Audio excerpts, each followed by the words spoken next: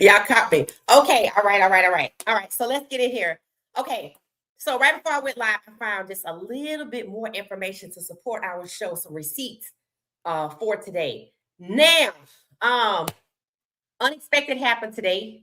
We have, before we get into the breadcrumbs and the home robbery, the Browns made an acquisition today, a wide receiver. There's a young man, let me get his name right because it's close to the quarterback, Taylor Green. This is Tylan, like Taylan, Tylan Wallace. All right, so this young man, Tylan Wallace, played for the Baltimore Ravens, and he was a depth guy as a wide receiver. He played for them for 4 years since he was drafted. They re-signed him in 25 of March of 25. So he was there again, and he got signed by the Browns. So his rookie contract expired. They signed him for one more year, and now he is signed with the Browns for an additional year. So I was, checking out his stats and things of that nature, and it said he was a depth guy, right? It said Wallace played 268 special team snaps for the Ravens last year, tied for the fifth most on the team. He'll likely slot in either into the fourth or the fifth wide receiver role.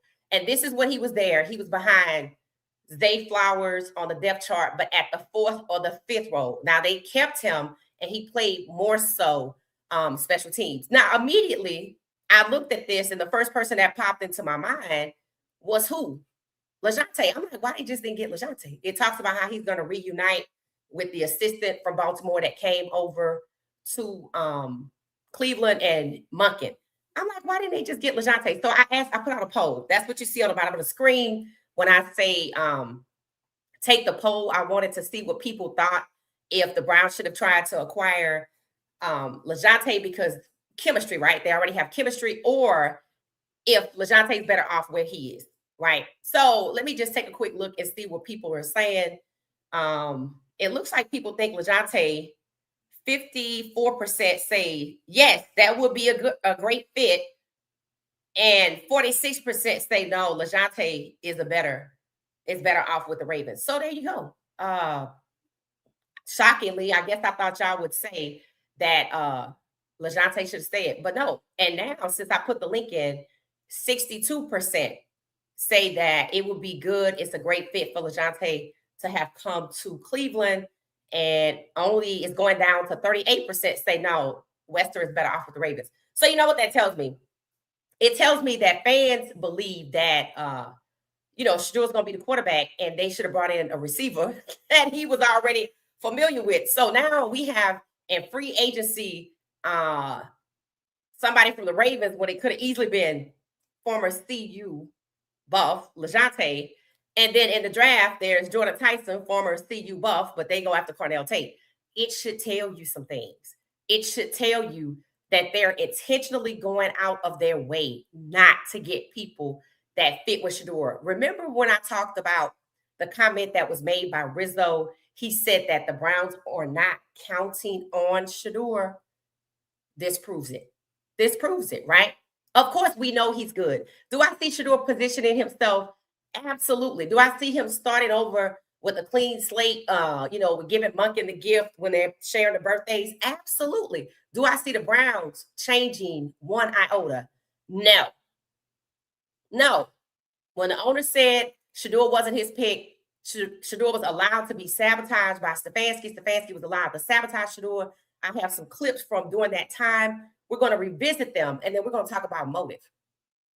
We're going to talk about motive because when Shedeur's house was robbed, he was actively being, and had already been, and after the robbery continued to be sabotaged. And some players picked up on some elements that we as fans have talked about, but they're a little closer to the NFL. They know how it operates.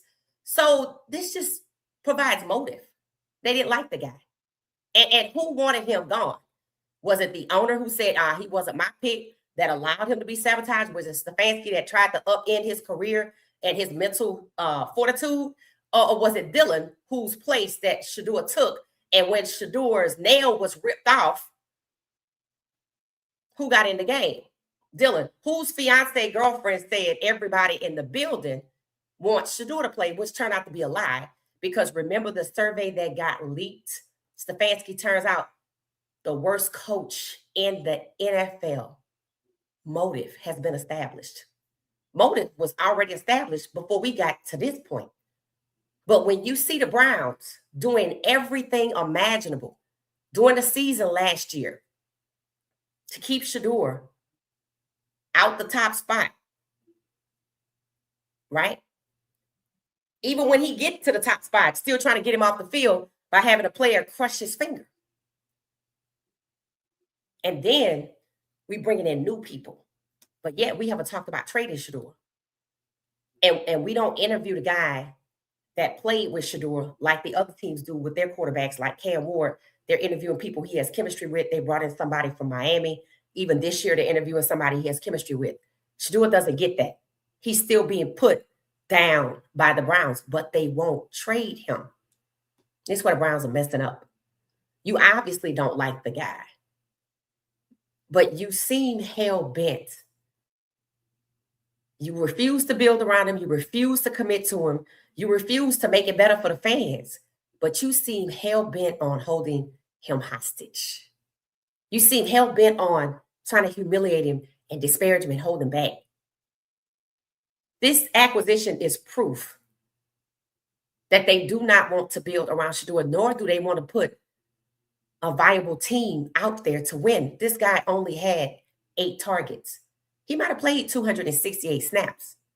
But when it came to the number of targets, he had, for the 25 season, 4 receptions, 45 yards. Shedeur can throw a 50-yard ball. So that's 1 target from Shedeur. 4 receptions, 45 yards. So 10-yard catches. 1 touchdown. Shout out to him.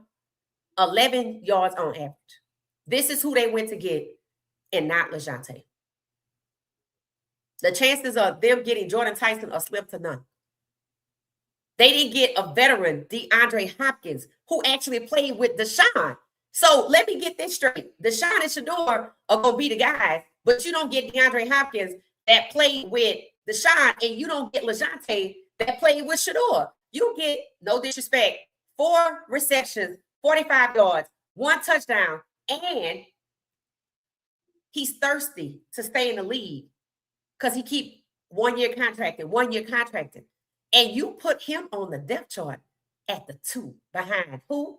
Isaiah Bond, the one you want to potentially perform when Arch Manning arrives, because Isaiah Bond was Arch Manning's receiver. So Isaiah Bond have 1 year left. This guy has only 1 year. You put Isaiah at the 1. This guy behind Isaiah is pressure. If you don't perform, we going with him. If you want to make it, I'm going to need you to do some things. Do y'all know Gage and Luke Floria are sitting at the 3? This guy is at the 2 behind Arch Manning's receiver from Texas. Now you see the Browns don't know when to quit. And you know, we always talk about, I say things and then it materializes and then we hear other people talking about it. And we talk about how people listen to this podcast and as Tony said, Tony talks vested up. What did she say? People hiding in the shadows and stuff like that, watching from the corner, but we don't know that they out there. We see the numbers, but we can't put the numbers with the faces. They don't hit the like button. They just listen. Oh, I promise you, after the night, we're going to find out who listened. We're going to find out who listened, because here's what we're talking about tonight. Welcome to Cleveland, Taylor. But what Cleveland has proven like that is they're not trying to build a team to win, period. And they damn sure not trying to build one for Deshaun. They damn sure not trying to build one for Shedeur. And if they draft Taylor Green, they're not trying to put him in position to win. It might be making a mockery because I can't get Taylor straight from Tyler from Taylor, right? That's who you went and got. When you had, I said, get DeAndre Hopkins. You know why they didn't get DeAndre Hopkins? Because Monken already did what with DeAndre Hopkins? Underutilized him. So if DeAndre Hopkins came over to Baltimore and was underutilized in the red zone, then we would know what the problem was. It would be obvious. So let's get this guy who's thirsty to perform. A hungry dog, but might not necessarily be a hungry dog. But then again, maybe he could get in there, right? So Shedeur is coming back into a hostile environment. Deshaun is still on a team that's not trying to build around him. They're not bringing in weapons that Shedeur is familiar with or that Deshaun is familiar with from one team, the Ravens, but they were happy to bring over the Ravens coach that suppressed in the red zone, just like Shedeur was suppressed, DeAndre Hopkins. They want to get Isaiah Likely, didn't want to get Tyler Linderbaum. You went and got somebody with 4 catches. Okay. So let's talk about what we came here to talk about tonight. All right. So earlier today, if you were on the show, you were with the show or whatever, you watched it, you pretty much saw that I had a clip that I didn't even know it was packed full of gems, right? I was sharing a clip from Debo and Joe, whereby they were discussing Shedeur and Dylan, right? Now, I made it to the middle part of the clip. I didn't even make it all the way to the end of the clip when I was reviewing the clip for the suitability for the show. So I played the whole clip on the show. And lo and behold, when they got to the end of the clip, they had pointed out that the robbery was an inside job to take Shedeur off reduce his confidence, throw him off his game, make him be less confident. Because when your house get robbed, you feel different, right? You're not comfortable. So he won't be comfortable. Now we saw how nasty the Browns media were towards Shedeur, right? We saw how Stefanski was allowed to sabotage Shedeur, and then Stefanski was fired. Is that enough? See, sometimes in corporate America, when an employee has done something wrong, the legal department will come back to HR and be like, look, you need to move this person or fire this other person, right? And when they fire the one person, that's supposed to be the end of it. And the employee that was victimized can go back to work and do what they're going to do. Sometimes they also get a transfer to a different place. But the point is, we're going to get rid of the problem and we're going to make this other person comfortable. Why? Because we don't want that person to turn around and sue us. The Browns do not seem to be concerned at one iota about any type of consequences for allowing Shedeur to be sabotaged and continuously setting Shedeur up for failure, derailing his career and choosing to hold him hostage along with Deshaun rather than trade him to another team. So the robbery came up again today. Now, there were people that asked me previously that I have an update on the robbery, so I went and got one, right? So the 4 suspects, y'all know they all are in custody. They still are, right? And they have not been extradited back. It says they're awaiting extradition. And while they await extradition, what's happening is they're being charged with other things. So if they were arrested, some of them could have been arrested with, I guess, like guns and stuff like that. So they got to deal with that charge. Then there's some other charges, right? So here is what made the arrest stick. The fact that they had thousands in cash on them, the getaway driver for sure, and maybe had some rugs. Anybody that was caught with the rugs, regardless of what the rug was, if it was an illegal rug or you're not supposed to have that much of it, that charge is what you're dealing with while you await extradition, which basically is like stacking charges on these people, right? Now, we don't know if they're guilty or innocent of this crime. That's what they said, right? That's what they said. They're suspects. They haven't been proven guilty, but they're suspects, and nor have they been able to tell their story. And they're not going to be able to tell their story because, for one, they're dealing with other charges. So I said, okay, the guys are still awaiting extradition. They're not coming back anytime soon. It probably could be years because they got to deal with these other charges. Now, they're considered to possibly be suspects in another robbery, which took place in the local Atlanta area. So they're going to have to answer for that first. And I thought they said they were indicted. So they got to deal with that first. They got to deal with what they was caught with, contraband that they shouldn't have when they were arrested. Then maybe they'll come back. So what I'm saying is the charges have been stacked up. It's going to be some time before they can be extradited. But the robbery has come back into focus. It's come back into focus this time with a suggestion that it's an inside job. Now, we think the police would have already looked into this, but it kind of seems like they didn't. And it seems that one of the reasons that they did not look into it was because they were convinced that this was random, but then they realized it was a robbery for hire, but yet they didn't make the connection with nobody in the area. They just couldn't prove it. So they still did off as, yes, we believe it was a robbery for hire, but we don't know who did the hiring. And then fans were like, you trying to tell me they drove 11 hours this way and 11 hours that way for some Louis bags? They could have got that in Atlanta. And that's facts. They could have got that in Atlanta, right? And it took them so long to catch the fourth person, but they caught the first person within 2 weeks of the robbery. And they had him the whole time. The getaway driver, the one we didn't see on camera, right? And we talked about, is it possible that the people who hired the robbers also called the police and told them exactly where to find them?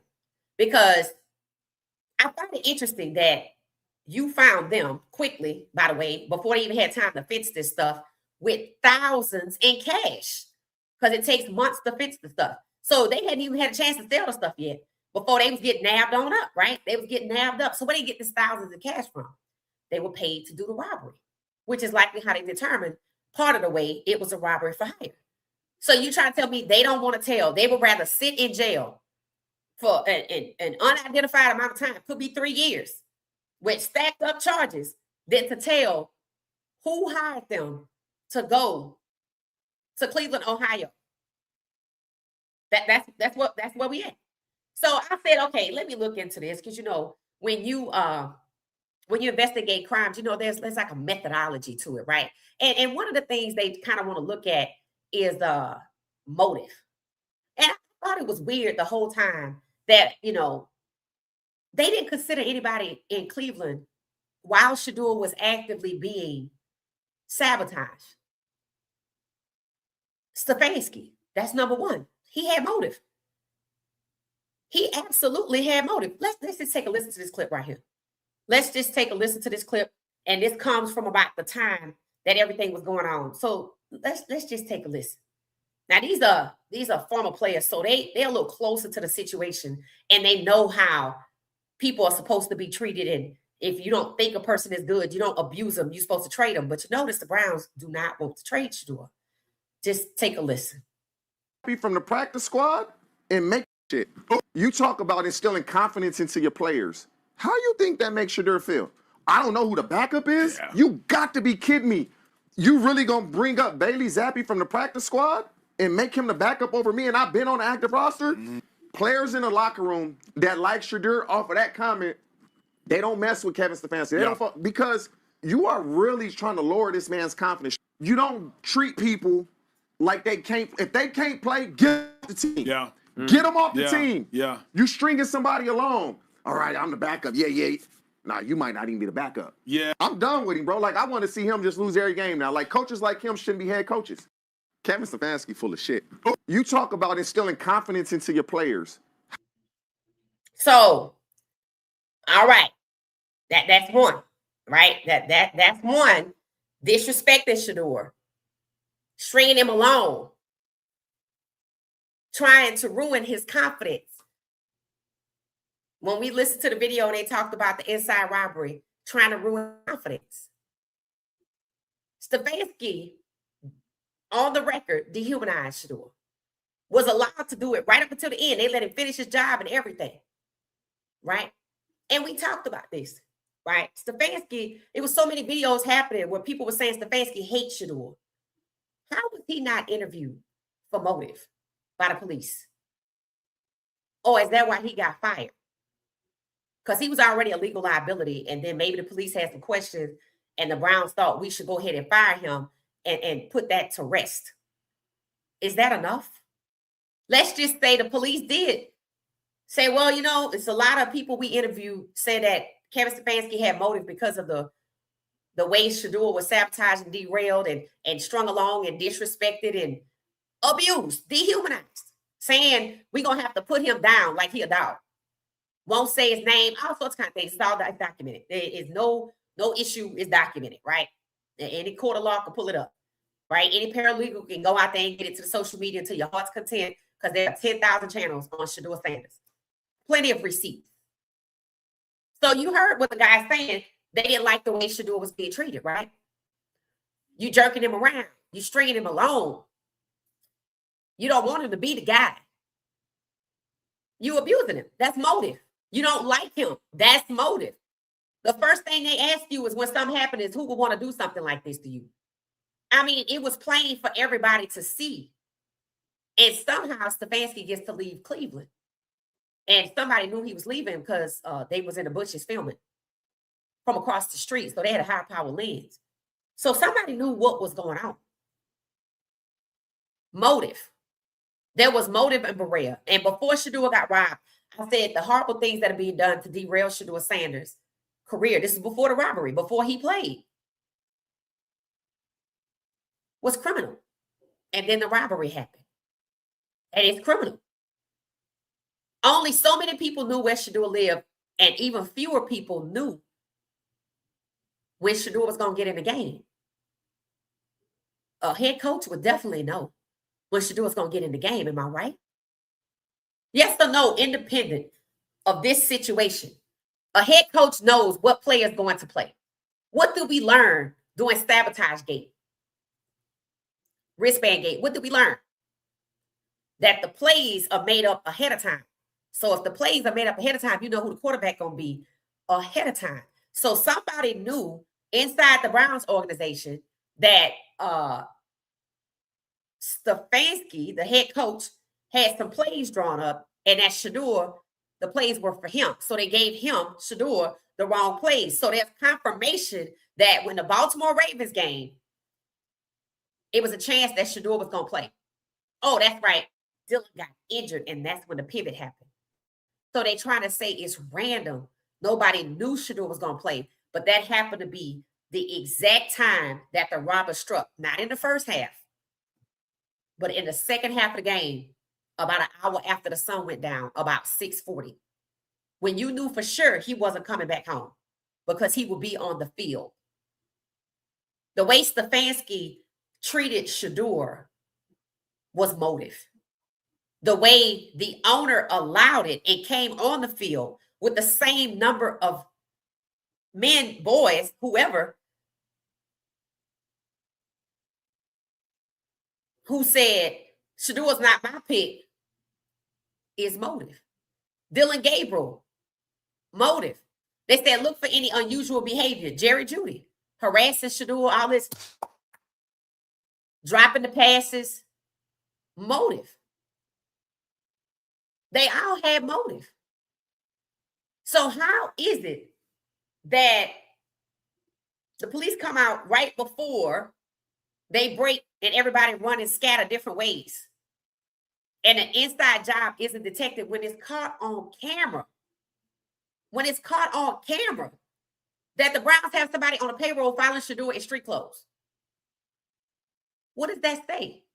And were the police too eager to close the case because they didn't even know where number 4 was, but they happily closed the case right when the Browns getting ready to break? So were the police kind of under pressure from the Browns to kind of dismiss this? What's going on? What's going on? Because the police answered the questions with the community and said Myles Garrett was robbed. I mean, that's suspicion alone.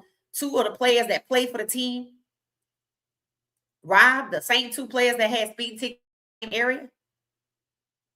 The only 2 players, both of them being retaliated against. Whose idea was it to try to rein in Myles Garrett? Because Stefanski was gone by the time Myles Garrett was on Jimmy Kimmel, right? I doubt if Stefanski called up Myles Garrett and said, yeah, I'm not over that no more, but I see you doing this before you go on the Jimmy Kimmel show about Shedeur. We can talk to you about that. So that eliminates Kevin Stefanski as being the lone person. Caught with thousands in cash. Who have thousands in cash? One of the things that they said, it says a few things you should do. 1, you establish motive. Then you establish opportunity. Well, who had opportunity? Who knew Shedeur lived in a rental house? His employer. Who knew where he lived? Probably his employer, because he had somebody on the payroll following Shedeur off the clock. Opportunity. You have somebody following Shedeur in street clothes while he with his family. How do I know you didn't have somebody follow Shedeur home?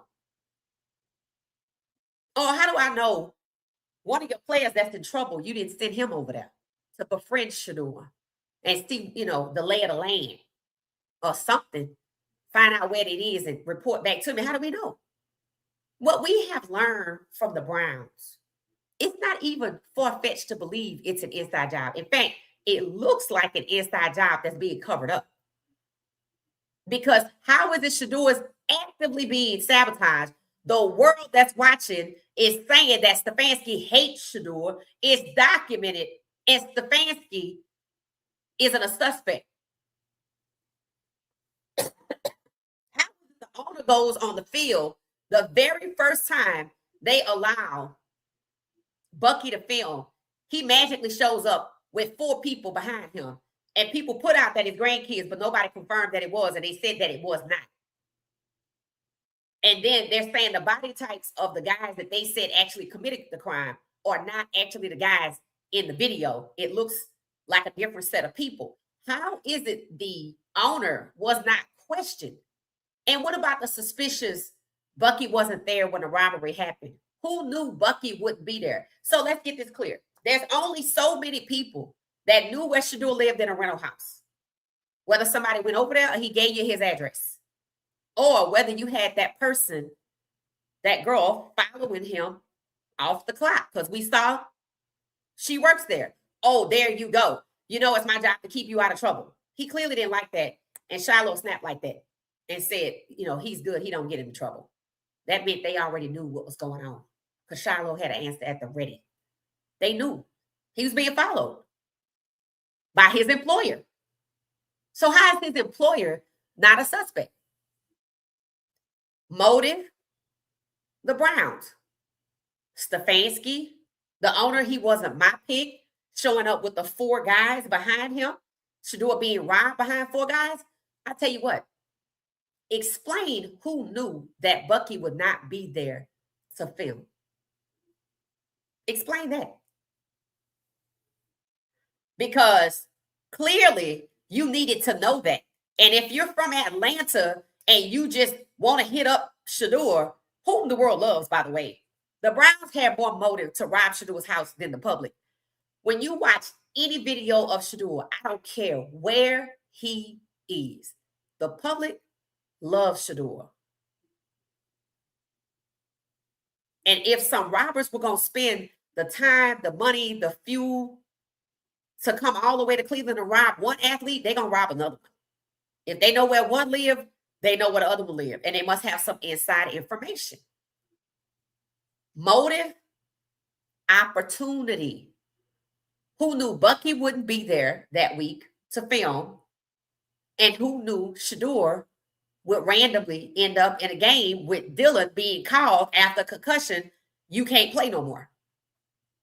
And then when Dylan gets back healthy and Stefanski trying to get Dylan back out there, seemingly so, Dylan never comes back.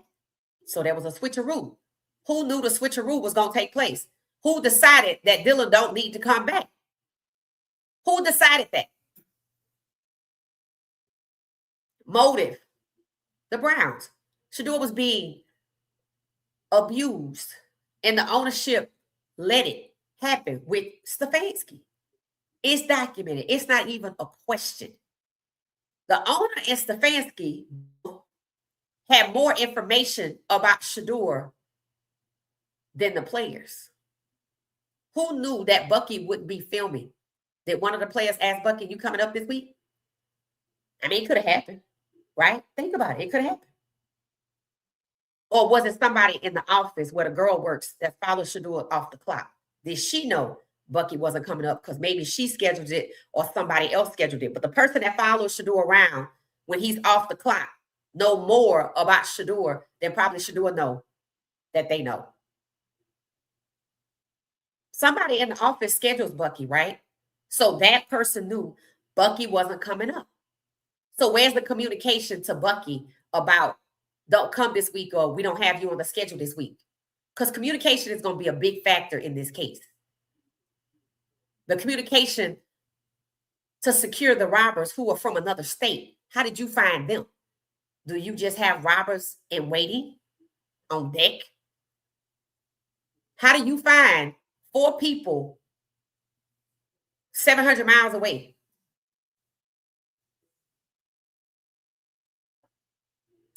Who came up with the money to pay them?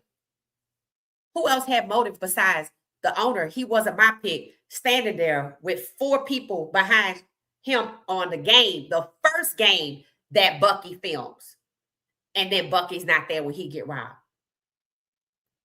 Then there's Dylan. How many times did we see video put out that Dylan and Stefanski kept meeting up? Is it illegal to meet up? Nope, it's not. But it depends on what you're talking about. So let's see the communication from their meetups. Let's see if Stefanski was so attached to Dylan, why did not Stefanski take Dylan, who probably drafted Dylan, to Atlanta? But he took another person of Polynesian descent and he took Tua instead. What does that say? I can't take you, buddy. What does it say? That they let Tua go with a $99 million dead cap to go to Atlanta under Stefanski, who already had a quarterback of Polynesian descent that didn't work out before. After this one is already not good either. What is going on? Why is he attached to people of Polynesian descent? Why didn't he just take Dylan? Why don't we hear about Dylan? Why don't we hear anything about Dylan? Is he laying low? Because everybody else is gone. Starting with the owner, we don't know where he at. He's somewhere, but it looked like Andrew Berry running the show. But I'm pretty sure there's some communication that proves that Andrew Berry being told what to do. What about Dylan? What did his girlfriend say? Everybody in the building wants Shedeur to play. Was that before the robbery or after the robbery? I mean, it must have been after the robbery, right? Because Shedeur's first game that he magically played in was the game when he got robbed. It is like somebody wanted to ruin his joy. And then after that, that's when Dylan's girlfriend says everybody in the building want Dylan to play. So they were upset. But Shedeur had already been robbed. Maybe we need to cross Dylan off the list. Because you got to be stupid out your rabbit mind to say something like that after you done hired 4 people to come up from Atlanta and he didn't do it alone if he did. So we're going to move Dylan to the side for a minute. Just for a minute. I mean, yeah, he could have contributed money. This case, they want to split the costs because they were caught with thousands in cash. Let's say 10,000 each. Because when you say thousands in cash, it ain't giving 5. It's giving 10. So let's just go with 10. And this was 2 weeks after the robbery. Let's say you spent some. Let's go with 8. So if each person got $8,000, that's $32,000. Why would they get different amounts if they ride in the same car to commit the same crime? At the Red Roof Inn, they clearly weren't trying to spend all their money. 3 of them on camera. 1 is missing. Communication. How did they know where to go? Were they given instructions? Where's the communication? Where are their devices? Don't none of them have devices? They have devices that police can hook up your phone to and see what you've been talking about for a long time. They didn't use that. Motive.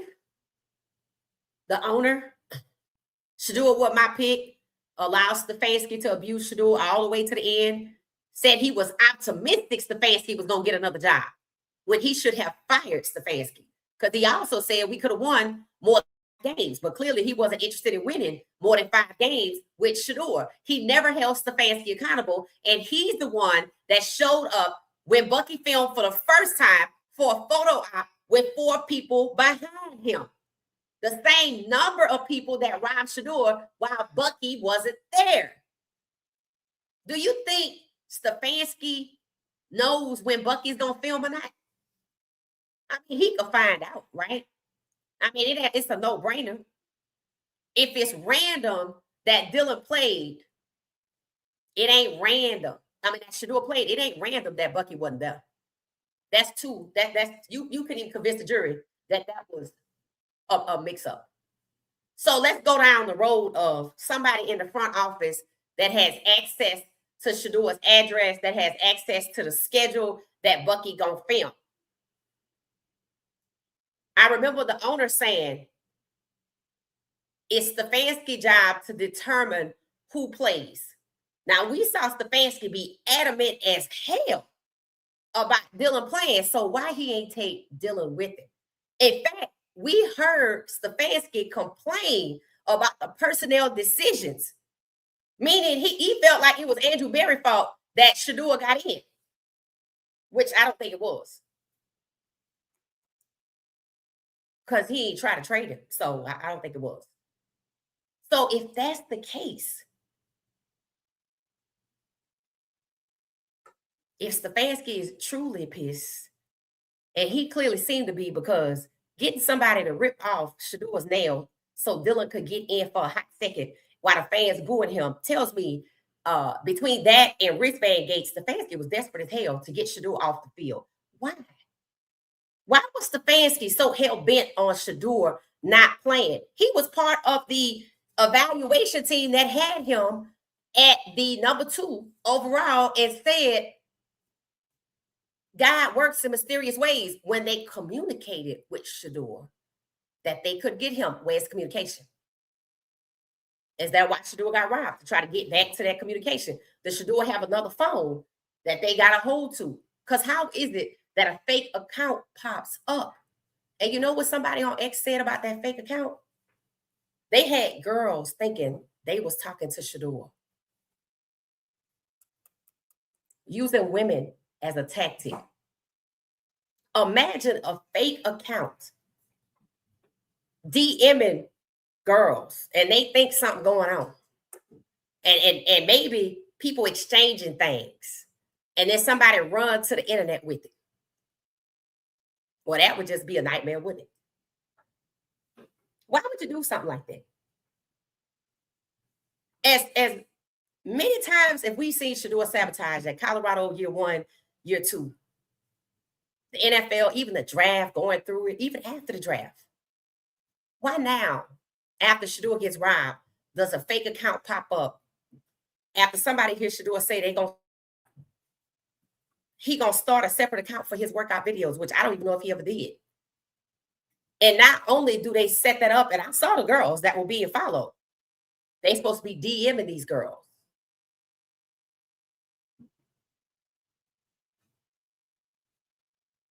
Shedeur so smart, he don't even leave out his jewelry at his house when he gone, because he knows somebody might steal it. So chances are he know somebody could hack him. He probably knows somebody could impersonate him, etc. So why do that?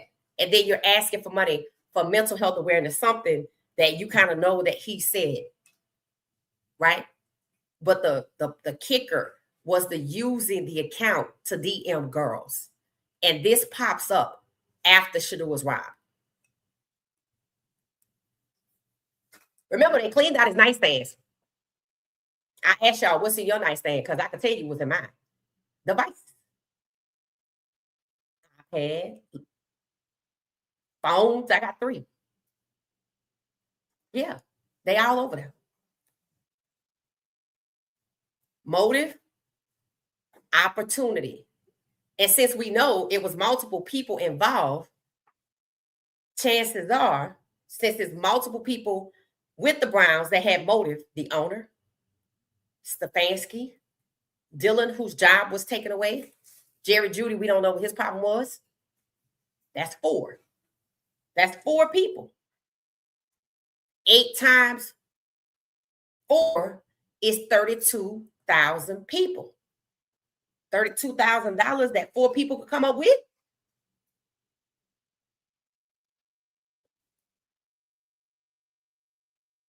So that's where checking financial records come in, because chances are, if you got to pay 4 people from Atlanta, you have to pay them at a certain time. So you need to withdraw the money within either a few weeks before or the day before, but y'all all didn't withdraw the money at the same time. And if so, y'all been talking, let me see your communication. How did you tell them where to go? Did you send them a picture? Did you give them an address? You sent him a picture because we saw him look at his phone and look up. Who took the picture? Was it the girl who is on the Browns payroll, who was following Shedeur in street clothes? Was it a member of the team who's desperate to stay with the team or get out of legal trouble? Did they go over there, pretend to befriend Shedeur, and then snap a photo? Or did they just get the address? Because you could look up the photo with a satellite image. But how did you know which door to go to?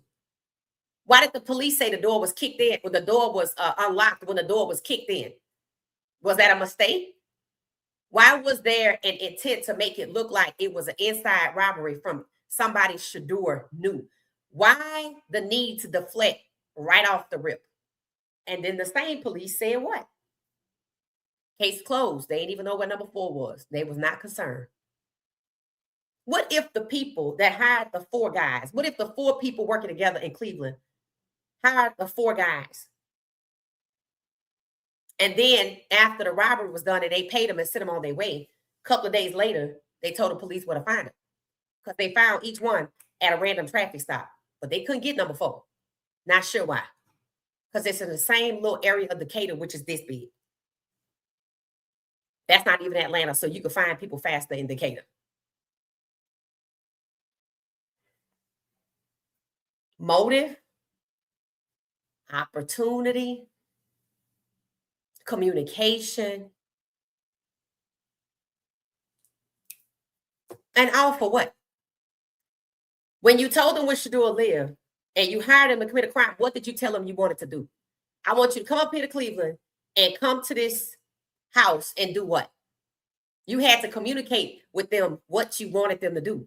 I want you to ransack the place. I want you to make it look like we after something, but we're not after nothing. I want you to spray paint the walls. I want you to eat their food. I just want you to put your feet on the couch. I don't know. I just want you to totally wreck the place. They didn't do that. They didn't do that. And everybody was talking about the video. I watched that video. The most watched parts of those videos was not the closet. And Shedeur said his stuff in the closet was just on the floor. Those t-shirts, those Nike t-shirts that were custom for Shedeur, I don't know what they're going to do with that shit. They took that. You took some t-shirts wrapped in plastic that's made for one individual that likely got all of his brand on it. You can't go nowhere in Atlanta with that. Nowhere in Atlanta, Decatur, or Georgia. Because nobody else has it. All it takes is for one person to see it, Google it. It's not out yet. How did you get that? So not only did you have to tell them where to go, you had to tell them what to do when they got inside the house. And they were a little jittery to make sure nobody was in there because it's not their neck of the woods. They themselves could have thought, shit, I'm being set up. I'm being lured to come up here and break in somebody's house. How I know they not here? How did they know they weren't there? They called somebody. They got the all clear. Who did they call? Communication, geolocation, geofencing, contact tracing. How you don't know that? If they use the burner, it don't mean the person they called had a burner. And it don't matter if they had a burner. Because the car was in the area. Remember, we only saw 3. 1 was still in the car. And they knew to go out the back along the tree line. How did you know that? So somebody had to case the place. Somebody had to know the address, drive around, see what it was like, know the exit route. Somebody planned all of that. And then how did you tell them what to take? Don't take this, clean out the contents of the nightstand, ramshack his bedroom, but don't worry about the stuff in the closet.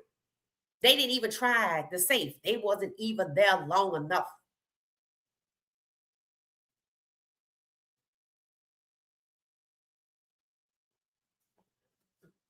If you say it's some people from Cleveland, okay. Why they hire some people from Atlanta? They got in Cleveland. If you say it's somebody at the dry cleaners because he had a dry cleaner service. Okay, you're right. They know his address. How they know the house gonna be clear? Who the hell they calling before they break in? No, that ain't happening. Because the dry cleaners people don't know. They ain't got no track on Shedeur. This is somebody, and the police try to make it seem by saying that the door was unlocked, that it was somebody in Shedeur's crew. I don't know why you want to deflect to his personal people. That means you're trying to take the heat off for somebody.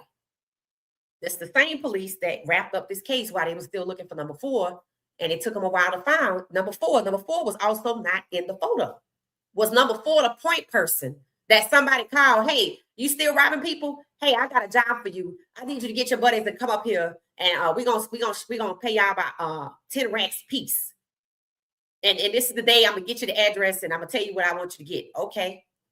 So was he missing off the video because maybe he stayed at somebody's house because somebody called him up there? That's their cousin. That's their former teammate from high school. Maybe he went to collect the money, and that's why his picture didn't make it, because the person who was arrested took the longest to get found is the person who was missing off the video in the hotel. Where the hell was he? Was he at his cousin's house? He paid for a hotel for the other 3, and he went somewhere else. They didn't immediately return back to Atlanta. You know why? Because they had to do something with the stuff they took. Do you really think they paid people from Atlanta to come rob the house and that's it? How they get paid? You paid them before the job, or did you pay them after the job? Financial records, communication, motive, opportunity, and then there's something else, modus operandi, the pattern by which people operate. See, everybody has a pattern, whether they know it or not. Some people have a tail when they lie. You know, with some people nervous. And some people take the same route to work and from work. Some people do the same thing all the time. And if you're going to be bold enough to have robbers on deck to rob somebody to come up from Atlanta, to try to make people think somehow that's personal, like the prank in the NFL draft. And it was proof that they lied, right? The truth actually came out that it was the NFL itself. So what if the truth is getting ready to come out? The chickens are getting ready to come home to roost, like I said a few days ago. That once again, it's the NFL or the Browns. Because the owner had motive, Stefanski had motive, Dylan had motive, and Jerry Judy's behavior was very suspect. Which one of them, the 4 of them, have connections with any of the crew that was robbed or that was tapped to hire a crew of robbers?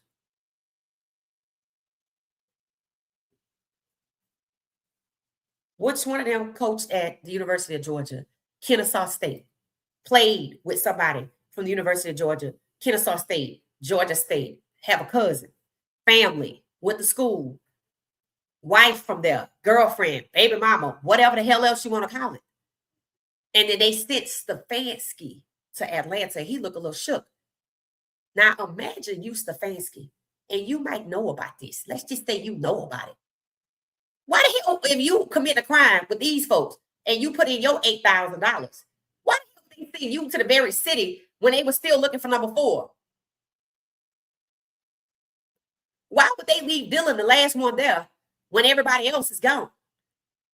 That's Stefanski, motive, Dylan, motive, owner, gone with the wind. Out of sight, out of mind. I wonder if Schwartz knew. The one they thought, he was going to hire them, and he gone. The players let it be known. They could stand Stefanski, probably for the way he treated Shedeur, because what else was it? So the players clearly couldn't stand Stefanski. They sent Stefanski to Atlanta. Stefanski clearly had the go-ahead to abuse Shedeur from the higher-ups. Who's the higher-up? The owner.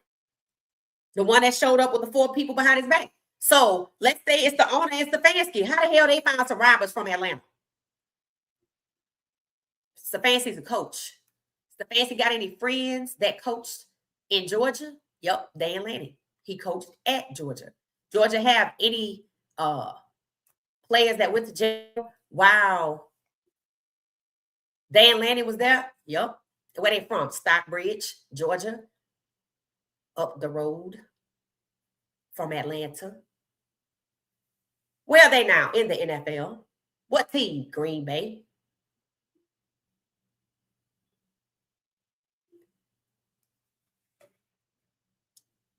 When Stefanski got hired, who came to Atlanta? Dan Lanning. He ought to be familiar with it.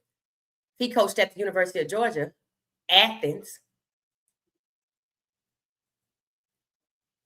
That's up the road. You could take Uber from Atlanta Airport, cost you $70 or probably $99 with the gas. 70-minute trip. And that's Stockbridge. Let's think about Dan Lanning for a second. He clearly can't stand the Sanders, including Shedeur. Likes and clicks.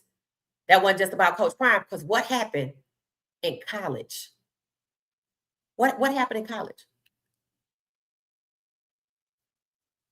Dylan, who had motive, was put in front of Shedeur on the Heisman stage just to keep Shedeur off. What school did Dylan go to? Oregon. Who was his coach? Dan Lanning.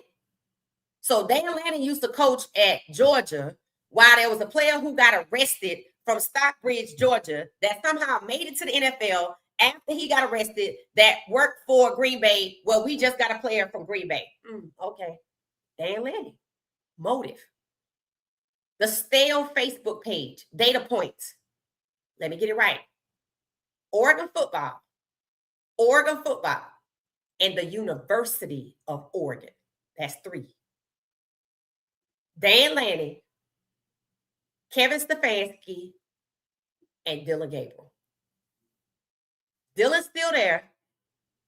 Stefanski sent to Atlanta a week after they catch number 3.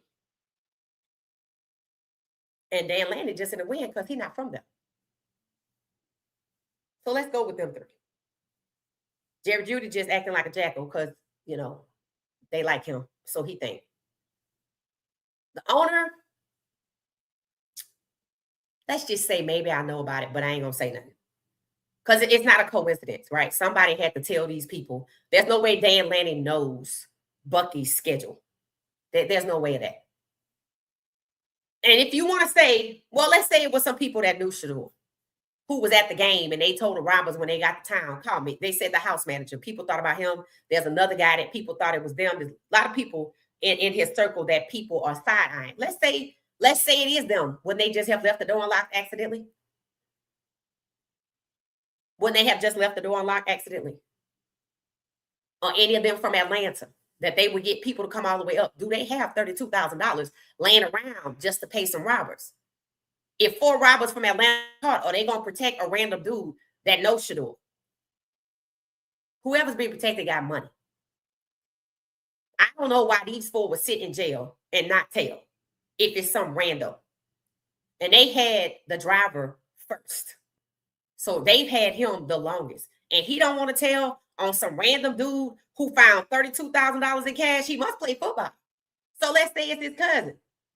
Let's say it's his cousin just wanted to rob Shedeur for kicks and giggles.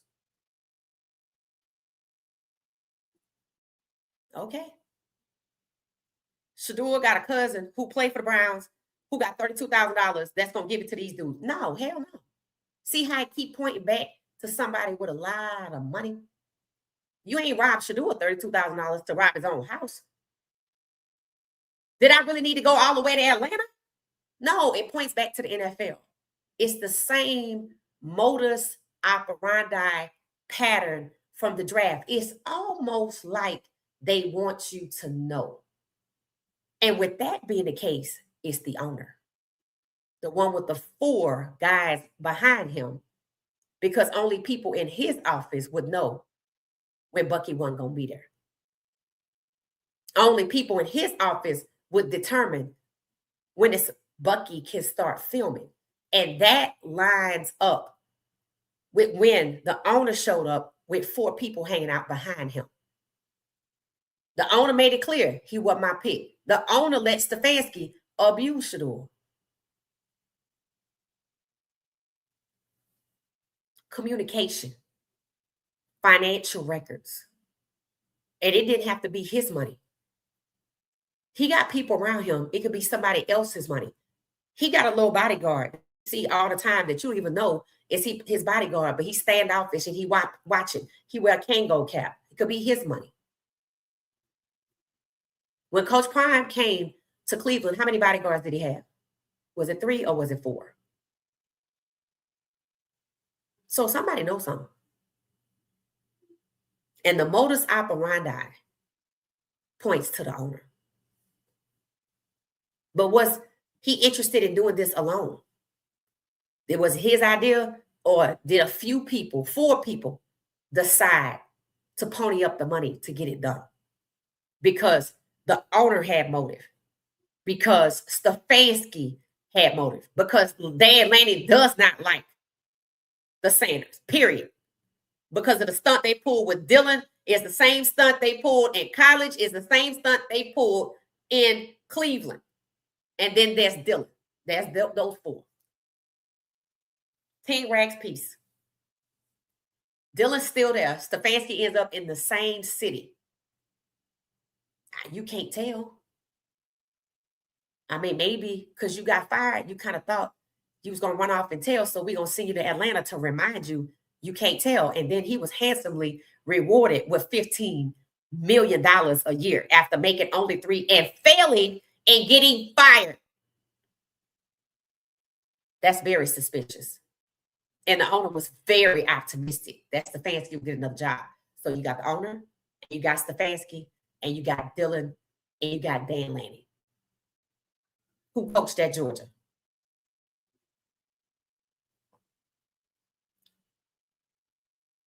And the police didn't look into that. Let's take a listen to what these players are saying. Like, they're not when we're protecting. When he was the 3rd-string quarterback, don't have him available. It's the most disrespectful motherfucker in the world. How do you do this? Another NFL player talking about how disrespectful Kevin Stefanski was towards Shedeur. Kevin Stefanski, motive confirmed. He had motive for sure. And when you think of who could have done it, and matter of fact, I think it was a joke after the robbery, not that it was funny, that that the Browns had Shedeur robbed. Now, why, if the Browns, it is an inside job from them, they did have the motive, they did have the access, they did have the opportunity. It is their modus operandi. Why would they think they could get away with it? One, they moving everybody out. Stefanski don't wear a uniform.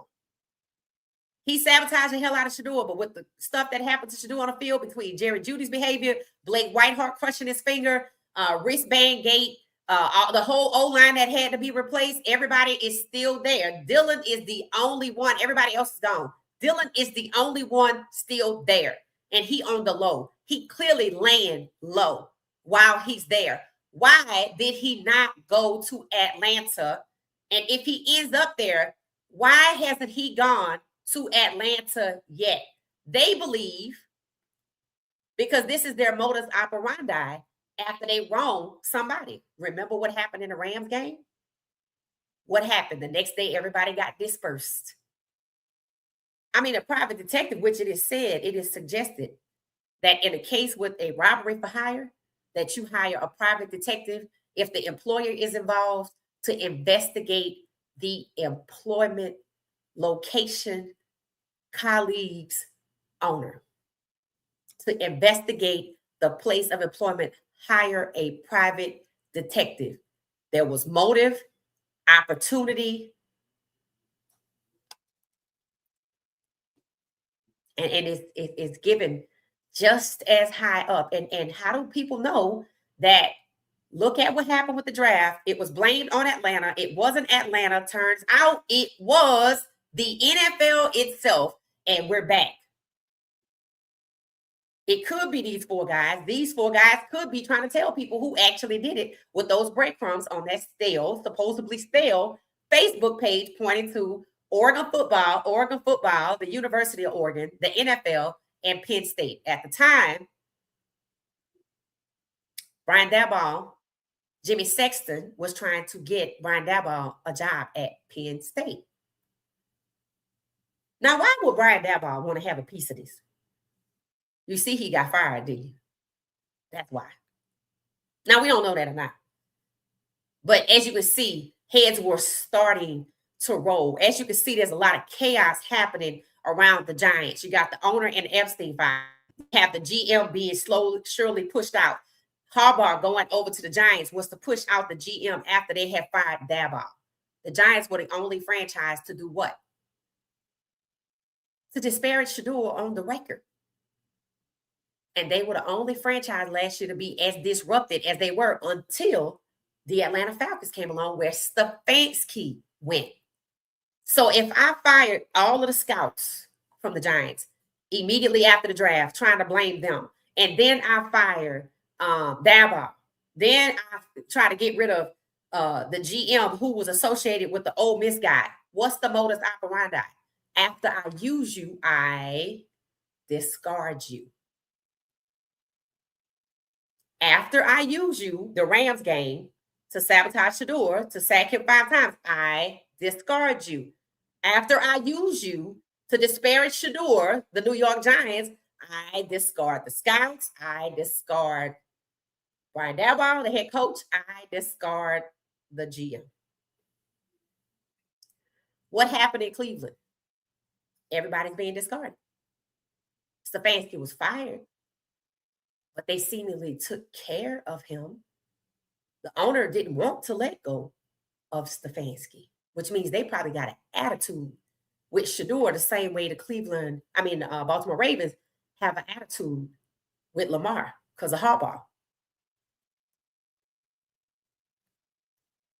After I use you, I discard you. Everybody's gone except for Dylan. Why he ain't gone? He clearly laying low. Why he not gone? Why they ain't traded him yet? Why take a $99 million dead cap hit on Miami and not Dylan? Dylan's contract is easy to absorb.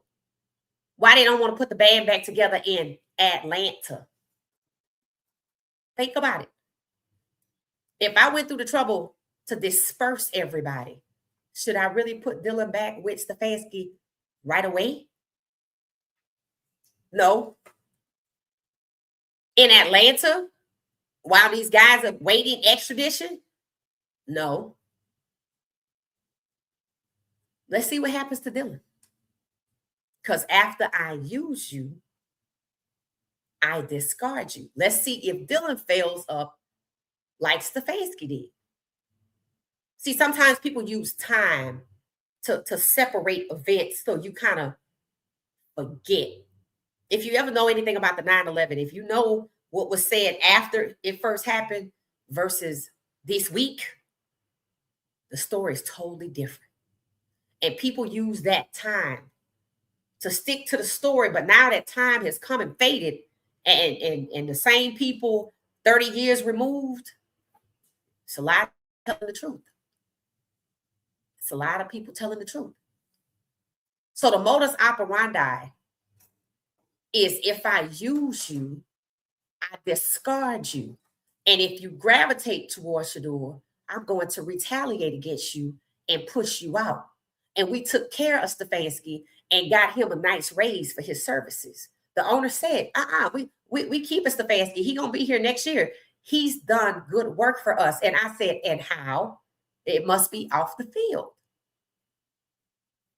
What did Stefanski do? Because Shedeur is still in Cleveland. He can still ball out and end up in the same situation he was in last year. Make it to the front again. Even though they're not building around him. Did they build around him last year? No. He still got out there and threw up 393 yards. They didn't even give him first team reps. He still got out there and threw 393 yards. So the Browns are doing exactly what they did last year without Stefanski. So who is it? Who do the fingers point to in Stefanski's absence with Dylan laying low? Dylan don't control who play on the field. Dylan don't control who is dispersed from the team. Who does?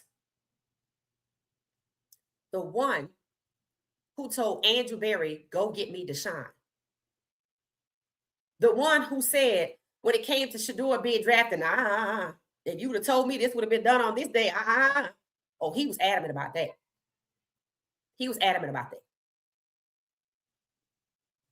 So we're seeing the same sabotage coming into the season, devaluing Shedeur, not committing to Shedeur. What we don't see is the abuse. And I said that's what was going to happen. I said, we're going to see Shedeur be derailed again in year 2. What you're not going to see with Monken, or period, is the abuse. Why was Monken hired? Because he held back Lamar without the abuse. So who is it? Like I said, they protected the money. There's not a lot of people that can get the result that they need to protect themselves in their business. Stefanski don't have that kind of power. Neither does Andrew Berry. But the owner does. And because all the fingers point to the owner, case closed. With 4th suspect on the loose. And Dylan still over there. Why? Stefanski sent to the same place that was scapegoated during the prank. Why? With number 4 still on the loose. Why? The money is supposed to make him feel he's safe. Is he? If you send me to the city and you know we did this, is he? Or like they do what they do with the players. It's a constant reminder. I'm putting you in a position because I have leverage over you. I'm going to give you this money so you shut your mouth. But I'm going to send you to Atlanta so you can always remember why you need to shut your mouth. Who leaked the survey? With Stefanski being the one people talked about the most. Who leaked it? Why? Because they wanted people to know that the truth was being covered up. The truth is Stefanski is the worst coach in the NFL. So why is the Browns owner riding for Stefanski so hard? It's not even a question of if it's an inside job. It's not even a question of who had motive. The question is, how do you have this much to go on? Motive, opportunity, so you can get communication. And modus operandi is like clockwork, a pattern. I'm going to use you and discard you. And anybody that comes in Shedeur gets dealt with, retaliated, pushed out. And you don't use that to investigate inside the Browns.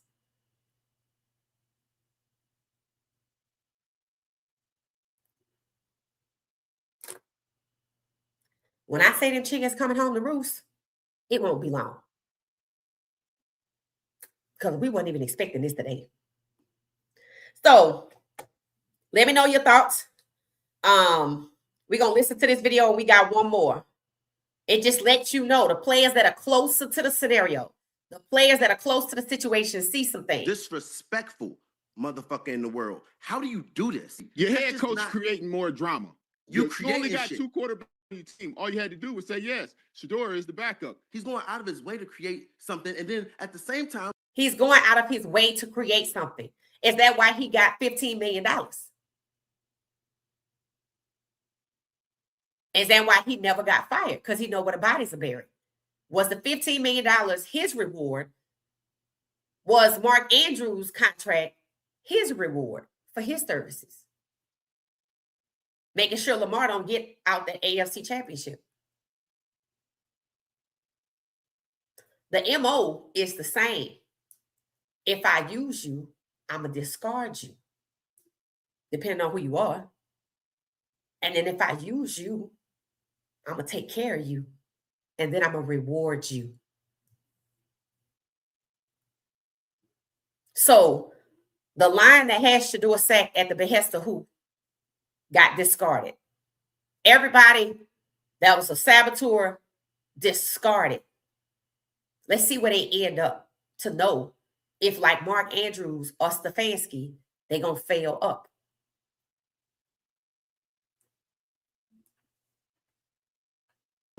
motherfucker in the world. How do you do this? Your head coach creating more drama. You only got 2 quarterbacks on your team. All you had to do was say, yes, Shedeur is the backup. He's going out of his way to create something. And then at the same time, like, When we're protecting, when he was the third string quarterback, don't have him available to speak to the media. I was trying to be even keel with it, but yo, they really do not like this cat. Like, what did he say? They really don't like this cat. Right. Motive. They had motive. And everything does point to the owner. It points to Haslam. And here's the thing, right? Haslam was denied 3 times the $600 million that he was going to use for his stadium. That was the first sign that things for him are changing. They said Andrew Berry was going to run the show because he gone in the wind. Out of sight, out of mind. But he will be back. Most people think it's crazy for Shedeur to come to work to the Browns. Actually, it's courageous. You know what's crazy? For the Browns to be so arrogant, they think they're going to hold Shedeur hostage, and that's going to be the end of it. When what they should see coming at them is chickens coming home to roost. The longer Shedeur is in Cleveland, the more this going to be discussed. And they think if that extradition takes a long time, that's going to keep a lid on it. People still talking about the Epstein files, despite everything else that's happening. So that's a false sense of reality. Chickens coming home to roost. And they just got rid of my good man, Greg Newsome, too. That's that shit you was talking about in Cleveland, how they don't know what the hell they're doing, period. They obviously don't know what they're doing. Like, from this, it's just all bad moves. It's bad business. You know why? Because their moves, their business is not rooted in strategy to win. Who knows why the hell Greg Newsome got put out? Did he say anything about Shedeur? I think maybe he did. I'm going to have to look it up. They don't make decisions to win football games. I said it yesterday before this today. It's 100 people running around the NFL trying to make sure that Shedeur doesn't win or get put in a position to truly win. And the Browns think people are stupid. And the owner think because we can't see him, that the fall going to rest on Andrew Berry. No, because if Andrew Berry want to go to jail for Haslam, that's his business. Because the Stefanski gone. And while he in Atlanta, and it's a constant reminder to shut your trap, because that's what that is. Why they didn't send him to New York? Remember, he was up for the job in New York. They took Harbaugh all the way out of Baltimore and sent him to New York. Why? Because he went to New York saying the GM got to go. That pushed out who? You see how if I use you, I'm going to discard you. And in cases, we typically see they use a black player, like we talked about the wide receivers starting to fail on their routes against the black quarterback. But I see something else. I see what's happening to Max Crosby, and that was white on white. I see Harbaugh being set to move out Joe Sean. That was white on white. I see Stefanski sent to Atlanta after his services were provided. That's white on white. And it must be some big shit because they have $15 million. Hush money. Deshaun Watson got $230 million. Hush money. Modus operandi. Mark Andrews. Hush money. If I use you, I'm going to discard you. Or if I use you, I'm going to reward you. And then I'm going to get somebody to push you out. People ask, why the hell would Atlanta get Stefanski? Because they know the fans going to go crazy. And could you see a scenario where he never make it past the end of the first year? He going to have to win. The odds of him winning is low because what is his job to do? The same thing to Michael Penix Jr., who the fans in Atlanta love, that he already did to Shedeur on the record, which is why he looked sick when he was walking into their building. Because guess what? He probably being set up his goddamn self. You see, Colorado gave Coach Prime that contract, and they have no intentions on letting him finish it.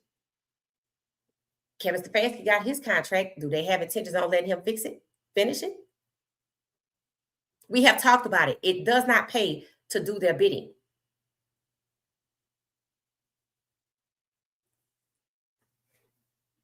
So these guys see something that we don't see. Why? Because they're a little closer to the scenario. They know the ins and outs. They know what happens. If a player's not good, they just get cut. You don't try to make their life a living hell, destroy them, humiliate them. And the last thing that you do, other than when you arrogant, see, only when you arrogant would you say the Atlanta Falcons gave out Shedeur Sanders' phone number and get caught lying, and it's somebody associated with the New York Giants, and rather than hold people accountable, you just push everybody in New York out. You just push everybody associated. The scouts, Daboll, and the GM. Rather than admit, oh shit, yes, we gave out Shedeur number, you push everybody out that is connected to the caller. The New York Giants, Daboll. As if Daboll being fired was supposed to make it better. Is that what they were thinking in Cleveland when they fired Stefanski, which is why somebody was outside in the bushes across the street with extra large lens? Stefanski being fired, that's the end of it. That's what they thinking. No, the hell it ain't. Because we see you doing the same shit. Because did you know we could see you? The only thing staying away gonna keep him out of trouble? Absolutely not. Them blocking his $600 million when they clearly could have gave it to him and we wouldn't have known a goddamn thing says the gig is up. Because those that you donated to standing against you. Some might call it karma because that's what they saying about the New York Giants. Okay, God invented karma.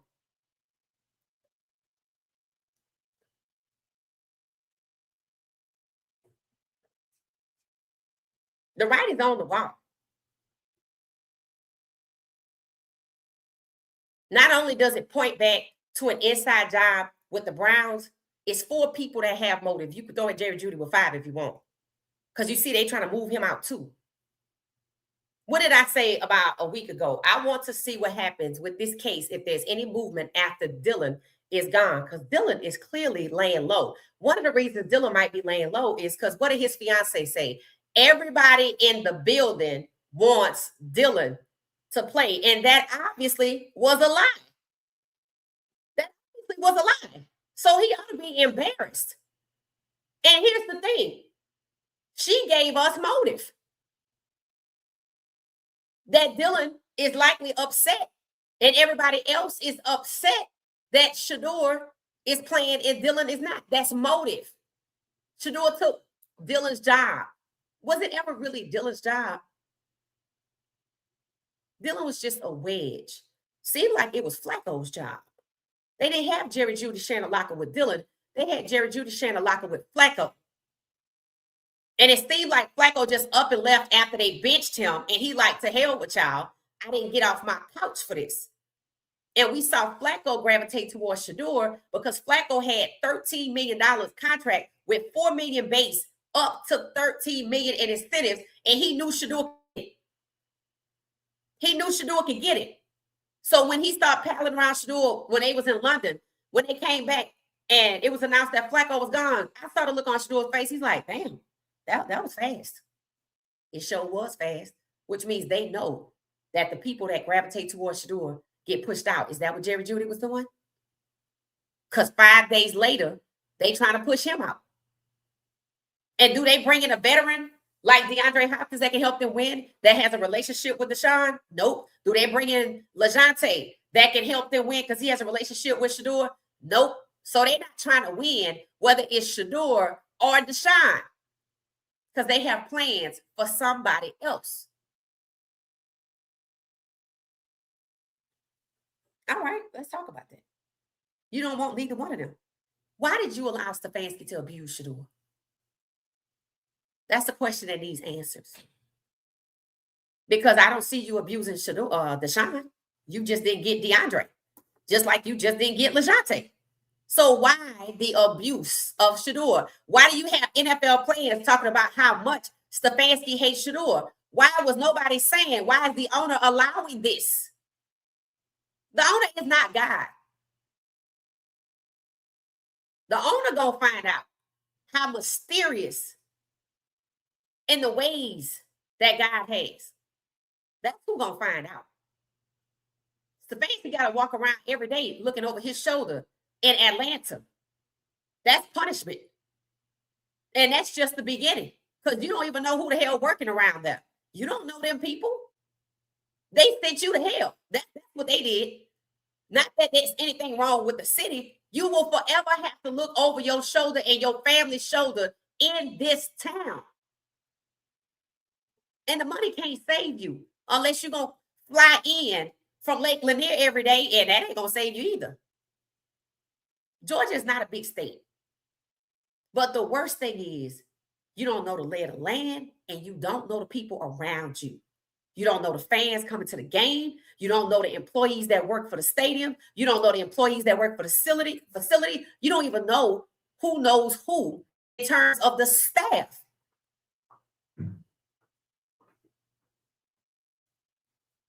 That's his punishment. Because money can't give you peace. And every little thing, and every strange person walking past you, and probably every black dude, you're going to jump, and you're going to be jumping a lot because this Atlanta. How's that for gratitude? So these players know, right? And listening to them talk, we always like to get their insight. They know. And listening to them talk, you can clearly see there's motive. There's motive. And the question is, why did the owner, Jimmy Haslam, allow Stefanski to abuse Shedeur? Why was he so optimistic Stefanski would get another job after he had to fire him? And why was Stefanski given a $15 million raise if he was fired and it was revealed he was the worst coach in the NFL? Why? All of those are questions that need answers. So a private detective is going to have to be hired because I don't think the police is interested unless they're working behind the scenes undercover, and they could be. I wish them well. It's enough information on the internet to nip this in the bud, but maybe not enough interest. Let's see what y'all are saying. Oh, if you're just not joining us, there was a video from earlier that I played. I think this is it. I'll play it for you, and then we'll go to the comment section. And Shedeur and Shedeur's team. Why you ain't giving no respect to Dylan That's Gabriel, what I'm telling you. man? That's what I'm trying to tell you. If Dylan, You get some. Put his name and say his name. Dylan Joe. Gabriel. Dylan Say his Gabriel. name. Dylan Gabriel don't got to be on the team. He could slide. Third string quarterback is not about to be the reason why we're tripping. Ain't that what they were saying about Shedeur, third string quarterback? Ain't gonna be the reason why we I'ma up tell you here, this. getting all this media, and that was why your boy over there, Stefanski, was like, "Yo, I don't want this. I don't need this. This is the third string quarterback." What Dylan Gabriel's fiance was saying about all the teammates wanting him to actually be the starter was a lie. Dylan might have false reported how many teammates wanted him to be the starting quarterback to his old lady. You gonna go tell your lady how you feel? Like, nah, baby, I'm killing them in practice. And if you good at lying to yourself, that's what I'm saying. I'm not trying to put that on, but like, yeah. And then they went and set my man up, get his house knocked in, trying to knock his confidence for the That's game. just people being foul. And they went and set my man up, get his house knocked in, trying to knock his confidence for the That's just game. people put that on, but like, yeah. And then they went and set my man up, get his house knocked in, trying to knock his confidence for the That's game. just people being foul. Then they went and set my man up, get his house knocked in, trying to knock his confidence for the game. Then they went and set my man up, get his house knocked in, trying to knock his confidence for the That's game. just people being foul. There we go. There we go. There we go. You heard it. You heard it. These are NFL players. Kevin Stefanski was highly disrespectful. We talked about he dehumanized Shedeur.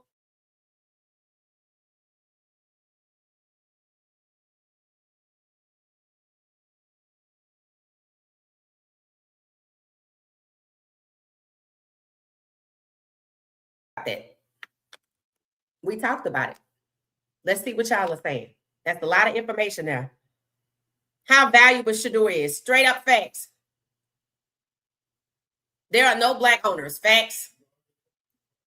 Even though they knew it was an inside job. Yup. Absolutely.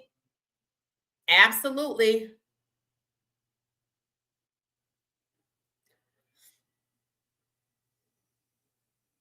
ATL is Coach Primetime Deion Sanders' house. Straight facts. They sent him into danger. That's the get back. That's what it says. That's what it is. And anybody who he know it too. Because when we saw him that first day, and that's why Dan Lanning went running down there, and so did what's his name? The one at LSU, Lane Kiffin. Remember Lane Kiffin and Dan Lanning met with Jordan Seaton in Atlanta. So as soon as Stefanski got the job, they came running. They came running. Absolutely, they came running. Why would Jordan Seek meet with Oregon in Atlanta? Because they know. They know. I mean, he didn't have to take the job, but I'm pretty sure the $15 million was to buy his silence, right? He clearly being rewarded for something. That's why they leaked the survey. There are people on the inside trying to get the truth out. There are people seemingly higher, way higher up in the judicial system in Ohio, putting the hammer down from the outside. Because we never had to know where that money was coming from. We never needed to know that he got it or he didn't, and they denied it 3 times. Also, when they wanted to leave, they got denied to move their trial to a federal jurisdiction. And I said then, oh, they get denied by judges. Y'all heard me say, I want to see if this last quest to get that $600 million is denied by a judge. It was. So you've been denied by a judge in the area so you could move and take the name. You had to pay $100 million. You had to pay $100 million over 15 years, which I didn't like anyway, but at least they asked for something. And what happened after that? The mayor, who's Black in Cleveland, started getting targeted. Modus operandi. We're going to see how many people paying attention to this podcast now.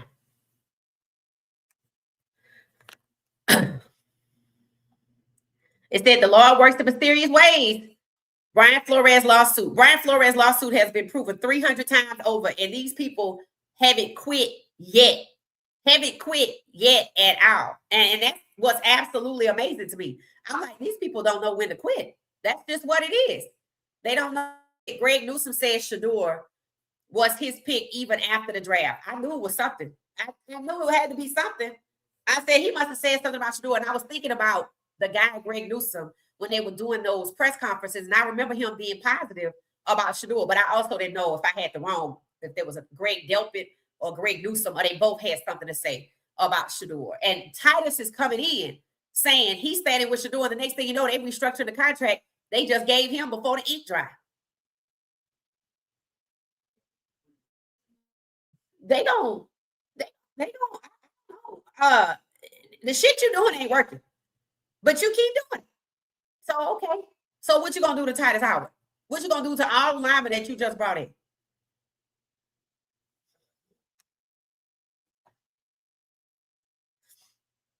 Yep, God is the author and the finisher. Facts. What's the word on that $100 million lawsuit? That's probably going to be a couple of years. I haven't heard anything about that. Because think about it. Joe Gruden lawsuit was filed in 21. Brian Flores lawsuit was filed in 22. They case is just getting to federal court. That's about how long it's going to be. That's how long it takes. That's why, although it's a good thing to sue, it takes time, and they know how to slow it down. You would think that they feel.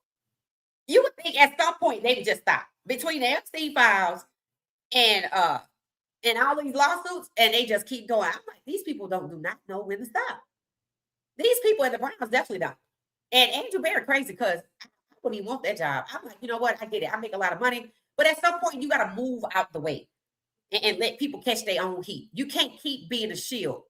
Sure, being fired is one thing, but if they sent Kevin Stefanski to Atlanta knowing what we now know, what the hell you think they're going to do to you? I'm like, that's some gratitude right there. But here's $15 million and keep your mouth shut. They could have sent that man to any goddamn team. Matter of fact, it shows you that they probably had to hire him. And one thing about it, they retaliatory. They probably pissed that they had to fire Stefanski and they blame Shedeur, but yet they won't trade Shedeur. So the Browns better know. You do know we can see you. And all them players that told the truth on that survey, they better protect him.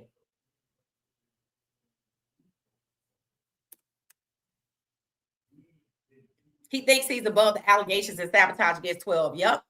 That's what I think too. causing or allowing all of this to happen. That fact, that boy win. And that's why I'm like, I think they know.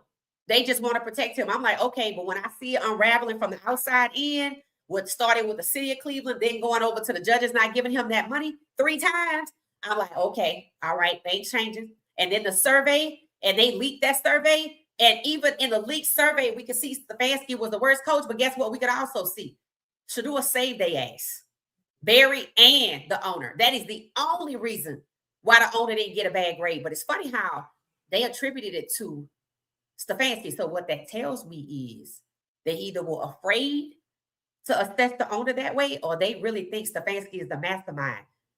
And maybe he was with Dan Lanning from Georgia, with the dude from Stockbridge. Shit, I don't know. And then there's Dylan who laying low. Maybe it was all for them. But they don't look at the owner like that. And Stefanski's Shedeur saved them, but that's all right. Come on back for this year. Since they don't want to let you go, come on back. Because the truth coming out. The truth is coming out. Right? And I don't know, how these departments work. But one thing about social media can move mountains. And that's just facts. And it should make the local police department look a little weird, right? So when it gets to the point where they feeling the heat, they may be. But since they was accompanied by 7 different branches, I'm pretty sure that was for them to get the message. Let's see if that still lasts, because shit has changed. It came out the other day. Israel got a missile that can reach the United States. Things are changing, people. If you drive a Cadillac Escalade, gas gonna cost you $140 to fill up a 30-gallon tank. Things are changing. People looking at things a little different. They might not be interested in protecting you at the moment because I'm busy fighting off missiles, fighting off the price of gas. Things are changing. The judges denying the use of the money, making them pay to leave, even though they tried every legal avenue to get out of it. They couldn't. Things are changing. Let's see what else happens next.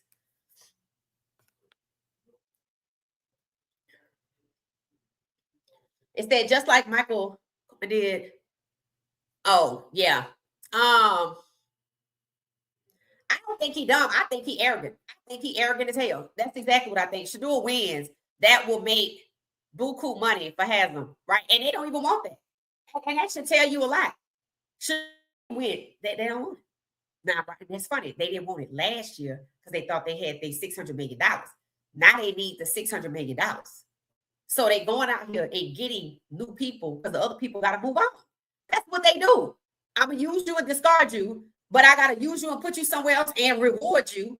It's funny how they left Mark Andrews' place. Not only did they leave Mark Andrews in place, do you know what they did this year? Made him the leading wide receiver. He a tight end to justify why he would get that money. That's what they did with Josh Allen. They stole Lamar Jackson's MVP and gave it to Josh Allen so they could justify giving him $330 million because he didn't even have no Super Bowls. He didn't even have no MVPs. So how am I going to get him to $330 million to make him the prototype of the type of quarterback we want? Because we trying to force Josh Allen to be a pocket passer and not use his legs. But we want Josh Allen to be the prototype. What do we know about Josh Allen before he got to the NFL? All right. Yep. That's arrogance. That's arrogance. Keep thinking these people like you because they show you their teeth. That's facts. That's facts right there. That's facts. They would rather he quit. Yep. Remember the heat that Haslam took for that Watson contract? Right. And guess what? Who did they blame? Barry. Andrew Barry. I hope people know if they widen their lens a little bit, everybody that had a hand in this is catching hell right now. And it ain't gonna get no better. I never did find that chicken sound, but I'm gonna find it. The New York Giants tore up from the floor up. It looked like they over there retaliating against their players who said they didn't want to play for the dude that was in the Epstein files. Let that come out. Let it come out that you don't want to give your players guarantees and real contracts because they was not going to play because dude is in the Epstein files. Let that come out. You see, they want to talk about the NBA and the Epstein files connection, but you see who they don't want to talk about. I'm like, okay. That's why it's happening from the outside. That's exactly why it's going to implode from the outside in. Because the people on the inside or haven't made it to the point where they can speak up. Max Crosby is actually telling what happened to him. Now go pull all the talking points with Max Crosby saying how Shedeur is a little brother to him. And throw that in there to how he being treated. He said they put him on a commercial flight with regular people, and he had to drive 2 hours to get to his destination from DC to Baltimore. They was mistreating him on the way there. He said he never even met with the GM. They was playing in his face. What the hell did he do? Is it because he liked Shedeur? Or because he made a decision for himself and not had a surgery? Point is, it's retaliation. They like that too. I think the owner is pissed because he had to let Stefanski go. Because he was so happy. Oh, I'm optimistic. Stefanski gonna get another job in the league as a head coach. Because they already knew. They already knew.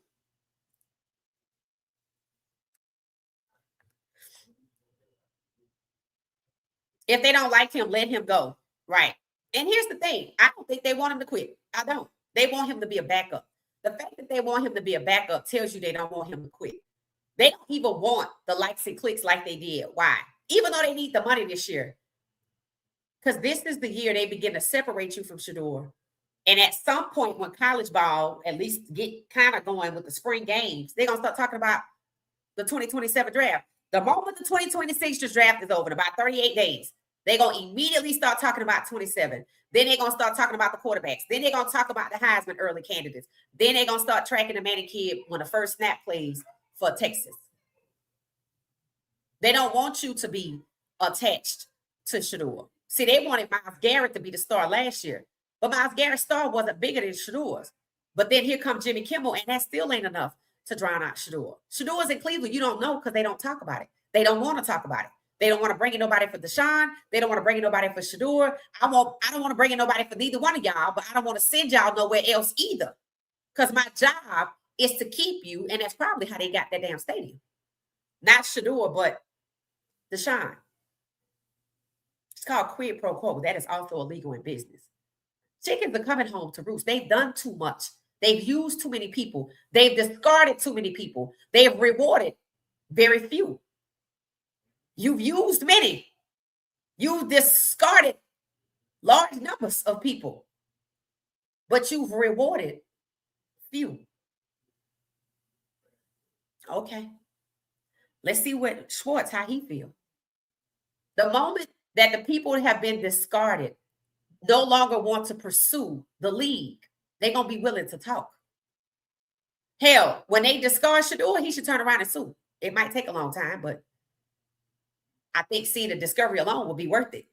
And really, you don't even need it at this point. It's so much on the internet.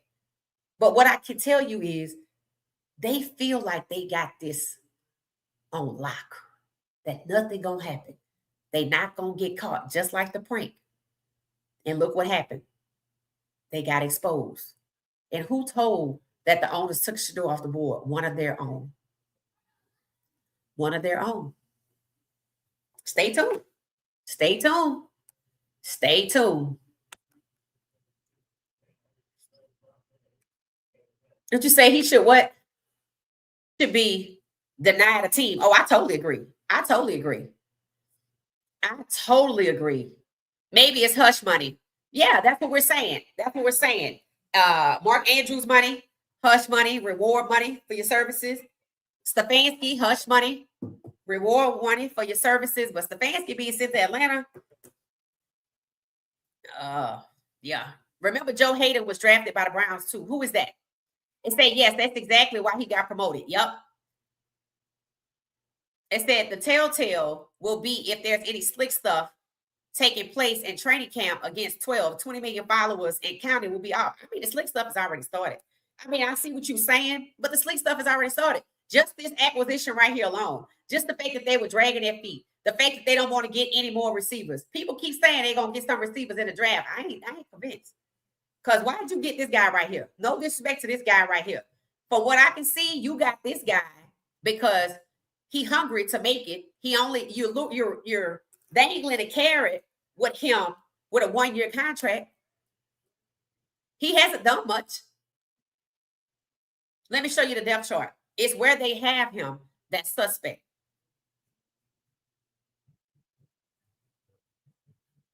It's where they have him that's very suspect. All right, we got Shedeur over here at the starter. Now, between Shedeur and Deshaun, I think they'd rather Shedeur start over Deshaun because it was said when we came to the table, that Deshaun played his last snap. Remember, they gave Deshaun $230 million. Clearly, it must be some kind of hush money because that don't even make no sense.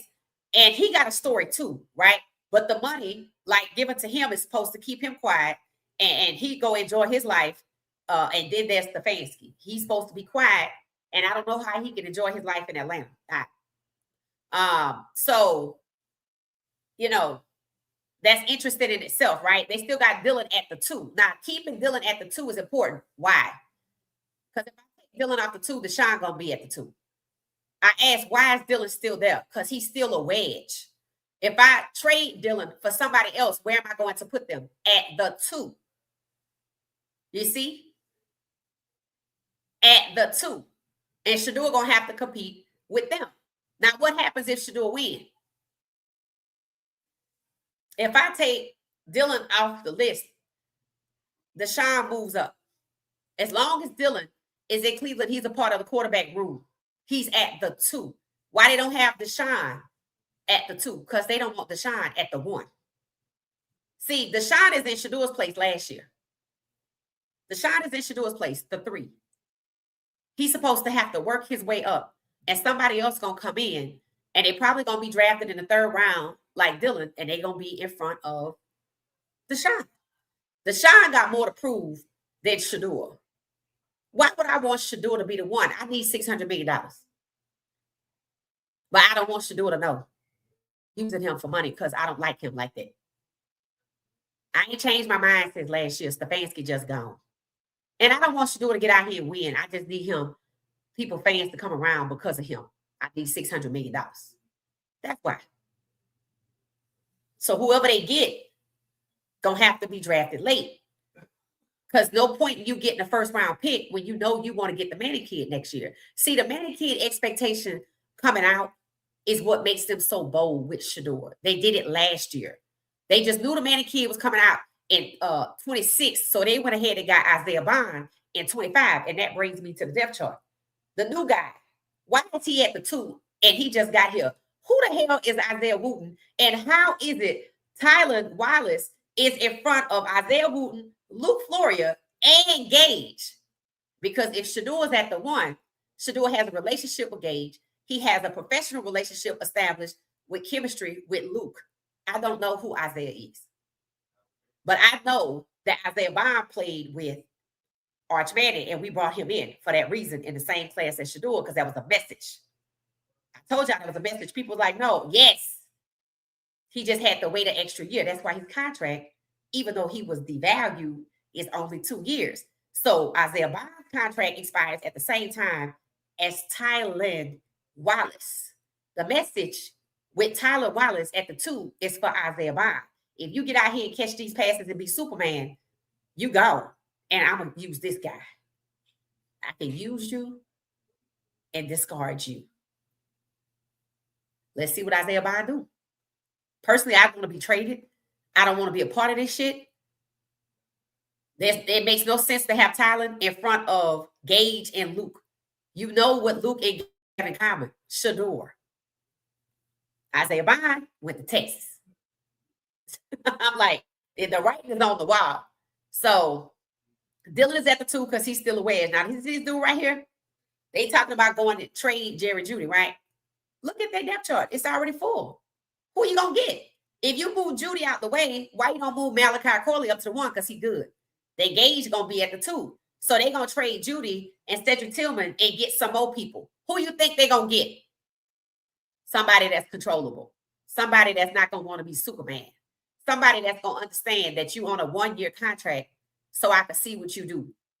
If you go out here and be Superman like Isaiah Bond, you're going to be gone. So who that's going to be? It might be Jerry Jeudy.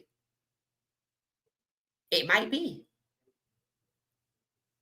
You know how hard it is to constantly get people, one, two, and have to coerce them after you got rid of 2 other people or 5 other people? That's a lot of people.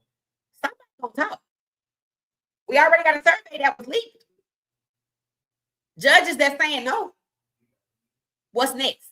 Oh, we got players suggesting that it was an inside job. Some fans already said. So what's after that? Pay attention to the acquisitions. Don't be surprised by shit they do in the draft. I'm convinced they're going to take 7 of them damn picks and give them to somebody else to get the first pick next year. I don't even know how that would work. But clearly they have no needs if you look at this roster. You would think they're going to get Cornell Tate and Jordan Tyson, but based on what you now know, they ain't doing that. They might get Cornell Tate, maybe, because he a hometown guy and people could gravitate toward him instead of Shedeur. But they ain't get, if they get Jordan Tyson, I'm going to be shocked. I would be shocked because they could have got LaJohntay. They could have got DeAndre. They didn't do none of that. Whoever they get, they're going to have to control. So I don't know how that's going to work. You never know what they asking these players in these 30 for 30 meetings.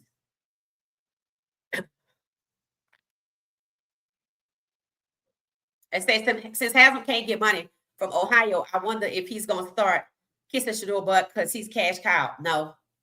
If he would want to kiss Shedeur butt, we would have a LaJohntay or a Jimmy or DeAndre or somebody. DeAndre Hopkins is good.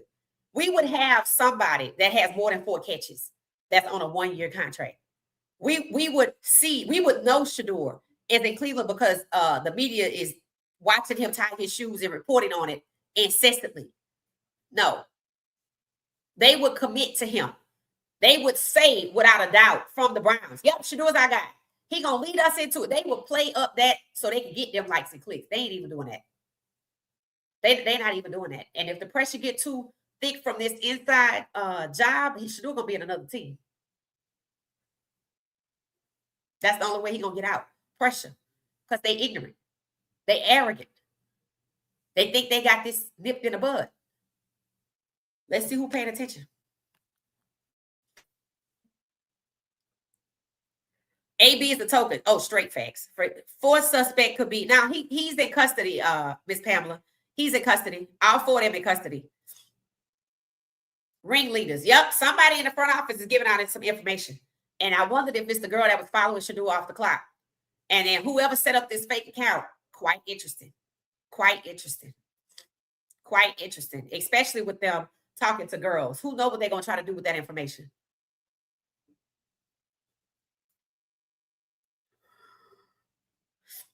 Yep. And you would think some of the stuff that we're seeing is because they have information. It said the false narratives about 12 was pushed by a lot of individuals. Some of them got pushed up. Some of them got pushed out. Facts. That's facts. That's facts. Yep, it's coming. Them chickens coming. Them chickens coming. Lied about the interview tapes. Yep, all of them got pushed out. All of them got pushed out. And when Harbaugh said the Browns were always there talking about Monken, I said, that makes sense. Why? Because Monken worked at Georgia. He recruited the Manning kid. See, they think people stupid. They do. That's just what they think, right? I don't know.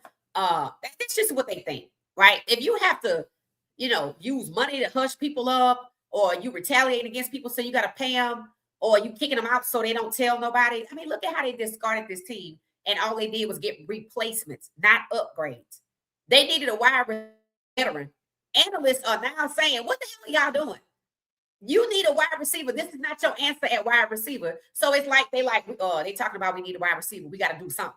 So they just did something. They did something. They're not upgrading, which means they're not serious. But when they said the Browns aren't counting on Shedeur, I'm like, so what you going to do with him? You think you're going to let Shedeur sit there all season and bring somebody else in? And then it got switched to, I think they just going to go with Shedeur and Deshaun. And they got Deshaun at the 3. You see this roster is being updated. I mean, this depth chart is being updated. I asked, why the hell is Dylan still there? Because he's sitting at the 2, and I need to replace him instead of Deshaun. Why not let Deshaun go to the 2 and you just get a 3? Because they trying to block Deshaun and Shedeur. I said it. They ignorant. They just ignorant. They try to control, octopus, try to control that which they cannot. Do we have anybody from the ATL? It said we need y'all to keep an eye on. Oh, now I'm definitely watching to see what goes on with Penix. Absolutely, absolutely.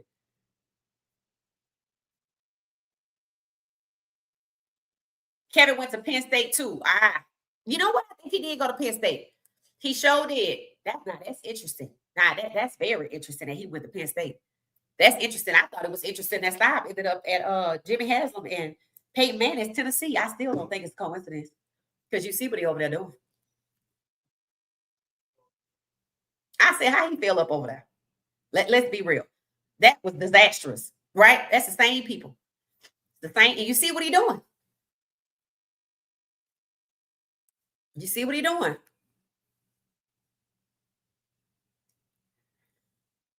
It said, if the league knows everything, do you think they know this? Yeah, I think they behind it, if you want to be honest. I think they behind it, if we just be honest. He will be gone soon. Who are you talking about?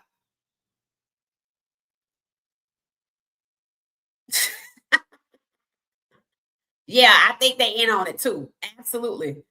Absolutely. Absolutely. It's that Coach Prime is getting death threat on a regular basis. It's probably them. I'm not kidding. I told y'all that. I said, okay, who y'all think is behind these death threats? People love the Sanders.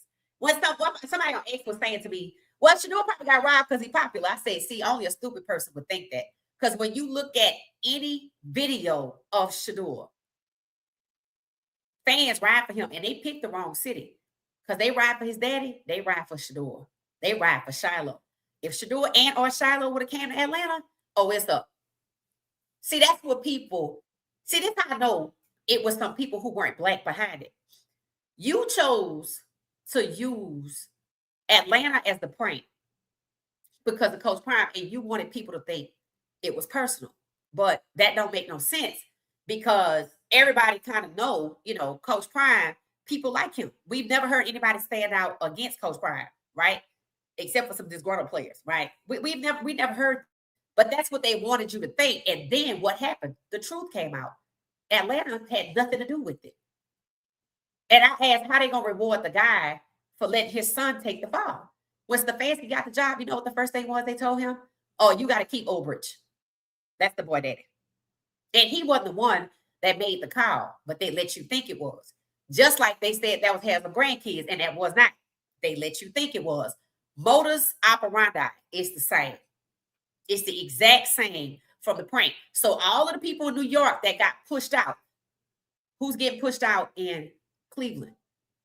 Most of them, 90% of them gone, except for Jerry Jeudy and Dylan. We see Jerry Jeudy. We ain't seen Dylan. I would imagine he's not in Cleveland. I would imagine it's the offseason. He's somewhere else. Now, they say Shedeur up there working out. I ain't seen Dylan. I said why he the last one, but he is sitting at the 2. Let's see where he end up. One thing about it, they either going to keep him or they going to move off of him. And if they keep him, it's going to be just as uncomfortable for him in Cleveland as it is for Stefanski in Atlanta. That's why the Atlantic can't swoop down here. That's why Stefanski looked like he looked. He looked like he was scared. He is scared. He should be. He don't know these people. This ain't his neck of the woods. This ain't Cleveland. If anything, if you ask me, they treating him like somebody they got on a leash. Let's see what happens. They all could spare 10 racks. Facts. They all could spare 10 racks. Apparently, there's a bunch of hate towards Coach Prime, and they are taking issue with 12 and Shiloh. This don't have nothing to do with Coach Prime. It really doesn't. It said, remember I said it, Dylan Gabriel will be cut. No one wants him. We're going to see. I'm interested to see where he end up because he should have went to Atlanta. Roger worked for the owners. Facts. Facts. That's what people need to understand. Like, he don't make no decisions. Like, everything that we're talking about, that's them owners. That's the owners.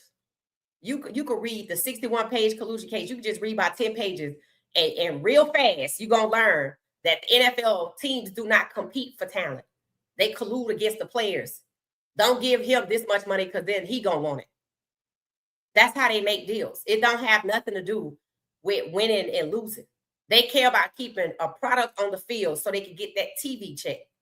The moment that people stop watching this shit on TV, it's up. They don't even care about you showing up to the stadium. The newer stadiums are smaller, more ticket, less seats, higher tickets. They really want you to watch it on TV. It said Roger Goodell, that's who gave Bucky clearances. Well, here's what happened with that, right? Roger Goodell said it's up to the teams. So he pushed back on that immediately. So no, it wasn't Roger Goodell. Then when it was up to the teams, the lady from SMAC seemed to be working on Bucky's behalf. And it seemed like she got yeses from the Carolina Panthers, maybe the Jaguars, but she didn't have no yeses from Cleveland. And I know she asked. I'm not going to believe that she didn't ask. That's crazy. But she got a yes. And when she got a yes, there was a photo op. And y'all know the rest. They decided to say yes when they had figured some things out.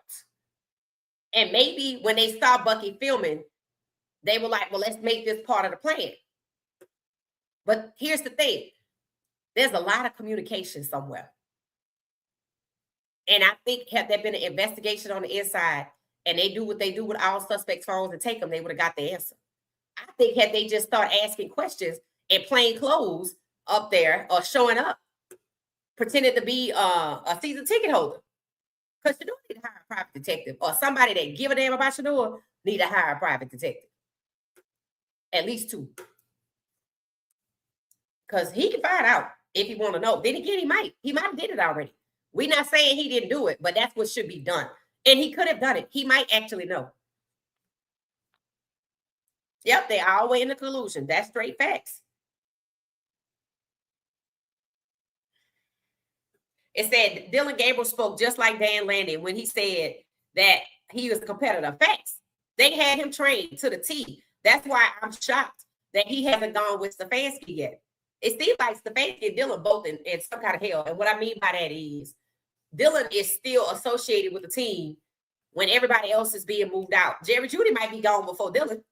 Matter of fact, they saying they think Dylan is going to do well somewhere else. So they already know he's moving on, but they moved on from him. What? What you need Dylan for? Is he draft capital? Maybe he draft capital. We're going to see where he lands. We shall see. Because you think he will be gone already. It said, Kevin is in danger down there. What goes around comes around. That's what I'm saying. I'm like, because he thought that was a come up. Maybe in another city. Who did Dan Lanning take a picture with in Atlanta? Seton. Yeah, that was Jordan Seton. That was Seton. The ATL Ghouls will bring out the fear. It's the fancy. I think the guilt alone is going to eat at him. It's going to eat at him. Yep. The players in ATL don't like him either. Yep, I already heard the players don't like him. That's why I said they have put him in a very hostile situation, and they gave him $15 million, and I swear is here, take this money and shut your mouth. It's like you constantly reminded every single day. Your mental will start to eat at you. The guilt will start to eat at you. You're going to start wigging out at some point. It's going to show at home first. You can't keep. You can't do that because, for one, you're guilty. And two, the people you in cahoots with sent you here. That's more unnerving, I think. So this way y'all gonna send me? And look at what happened to the people in New York. Now, they sent Dabo to Tennessee out with Cam. I don't know how that's gonna work out for him. I don't know how that's gonna work out for him. One thing about it, they keep talking Cam up as a franchise, so I don't know. He probably scared them people to death. Because one thing about Cam, he gonna say something, and they tried to get him, but they couldn't. So we gonna see what happens. They still didn't get him no O-line though, so that talk is cheap. Yes, the Jag has to go. Facts. Funny how the Burglars came from Atlanta and Stefanski ended up as the head coach of Atlanta. Something smells funny about the whole situation. It should. It should. Because him, like, I'm trying to think, like, what kind of movie? I don't even know if it's a mafia movie. Like, what kind of scenario is it? It's like they got him on a leash. Like they all know that they committed a crime together, right? But we gotta send you somewhere else. And since you're gonna be out of our sight, we're gonna send you here and we're gonna give you this money. The money is thank you for your services. And where you are is a reminder, don't play with us. That's what it's giving. It's like he's on a leash. And here, go to Atlanta. And mind you, while you down there, I need you to do the same thing to Michael Penix Jr. I would do it. You see, Monkey don't want to do to Shedeur what Stefanski did. You see that, right? So now they want Stefanski to go and do the same thing to Michael Penix Jr. after he did the Shedeur, and everybody know in Atlanta. I wouldn't do it. But what's going to happen if he don't do it? I would do it. But I don't know what's going to happen if he don't. I would do it, though. I would be like Monkey, and I think Monkey told him, I'm not going to do that. But remember, he came in with the money, so he don't have to do that. But Stefanski, he got to do it. I don't know. I don't know if they got some kind of lodge up there in the mountains or what. It said, yes, those so-called interview tapes were nowhere to be found. Facts. And you see what happened to them. It said the guys that got arrested need to talk. I don't know who's going to listen, though. That's why I said they need to hire a private detective. They paid and used 4 black guys, then set them up to get arrested a few days later. That's what I think, too. I think, too. I'm like, I think the people that hired them told them where to find them at. Because, yeah. That's why I'm like, how is this going to work out? Because you got 4 random people that you have no supposedly emotional connection to. It's not anybody's cousin, anybody's auntie Brenda's kids. I have no emotional connection to you. And the other dude already did 12 years. Does he really want to go back to jail for that? And the one they took the longest to find, the one that wasn't in the photo in the hotel, all I know is that they dragging this out. That's what I say. That's why I want to see what happened after Dylan gone. And now since they say they're going to get rid of Jerry Judy, I want to see what's going to happen after he gone. He hit them to the last one. I don't know what the count KT Levinson in that or not. Not the robbery, but as a saboteur. I said yes, but they saying Shedeur said he's the only guy that blocked for him. So we're going to see. Him and Tevin Jenkins still over there. Still over there.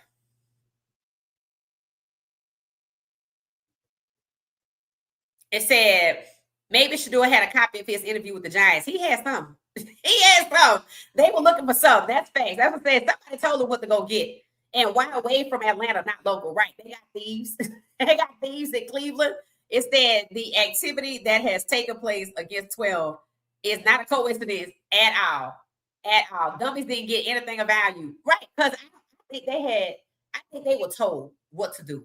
And I think they had to follow whatever they were told, right? Because they probably wouldn't get their money if they went over there and took a PlayStation or something. Like, don't take that kind of stuff because it's probably got some kind of location on it or whatever. So they were told, what to do, what to get. But on that video Bunky posted, they didn't spend a lot of time on the closet. They didn't. They really didn't. And they only took what they could carry. That's what he said. They only took what they could carry. So anybody else would have popped the trunk. Anybody else would have popped the trunk, and they would have been assembly lining it in and out the house. One running up and coming back, the other one running up and coming back, the other, and that's how it would have been. And it would have been gone. They would have just took the license plate off the car, covered up the van, and said bye. Especially if they were not from the area. But with geolocation and tracking, all that's irrelevant. All flock cameras. They saying that's how they got caught. I don't know. It's a little strange. A little strange. I'm honestly not sure if this is a dream anymore. It's definitely not a dream. It's definitely not a dream. I sue them and give up my dreams. It's not worth it. You know what he should do when they kick him out? Because that's what they're going to do. Sue him. Statute of limitations ain't run out. I would, you know what I would do? I would stay there. If you can stand and stay there, if your peace is not disrupted, I would go to work every day like nothing happened. to that building. I'm gonna hire some private detectives, and they're gonna come up here, and I'm gonna pay for them to be season ticket holders, and they're gonna be out here meeting and greeting and talking to people, and they're gonna be running around through the building and see what's going on.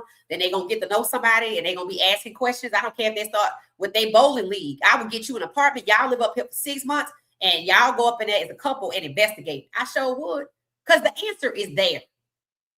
Just look at how they moving. Just look at their MO. The answer's there. So rather than, that's why I said they actually dumb to keep him. That's how you know they're evil. That's how you know they're arrogant. Oh, we gonna keep you. We gonna hold you hostage. Cool. That's just more time to investigate. I'm like, cool. That's how you know they arrogant. They get rid of everybody else. All the saboteurs, but you want to keep the person you sabotage? Why would you do that? Matter of fact, if he goes, nobody else probably gonna even think about it. But the longer he there, it's gonna come out. They're gonna end up just like the New York Giants, where everybody dispersed every which way but loose, and somebody in the Epstein files and something else. Watch. It's kind of already happening when you think about it. It's a lot of ops in Cleveland media. Oh, facts. It was the Cleveland media that said that was Haslam's grandkids. And people was like, that ain't his grandkids. See how they lied? Everything they lashed out against Shedeur will backfire. Yep, I think so too. I think so as well. That fake account. Yep, these people will get you exposed. Yep, now that's crazy, right? That fake account, when whoever was talking about it, we were talking about it on X today. I guess I was doing more listening and sitting in, and they were talking about, yeah, they was using that account to talk to girls. And I saw all the girls. When I looked at the page, I was a lot of girls on here, but you know, whatever, right? I just kept it pushing. But now it's making sense. They were DMing. I'm like, yeah, I see what was going on. They was gonna set up the account and try to get something right with these girls. You see? You see?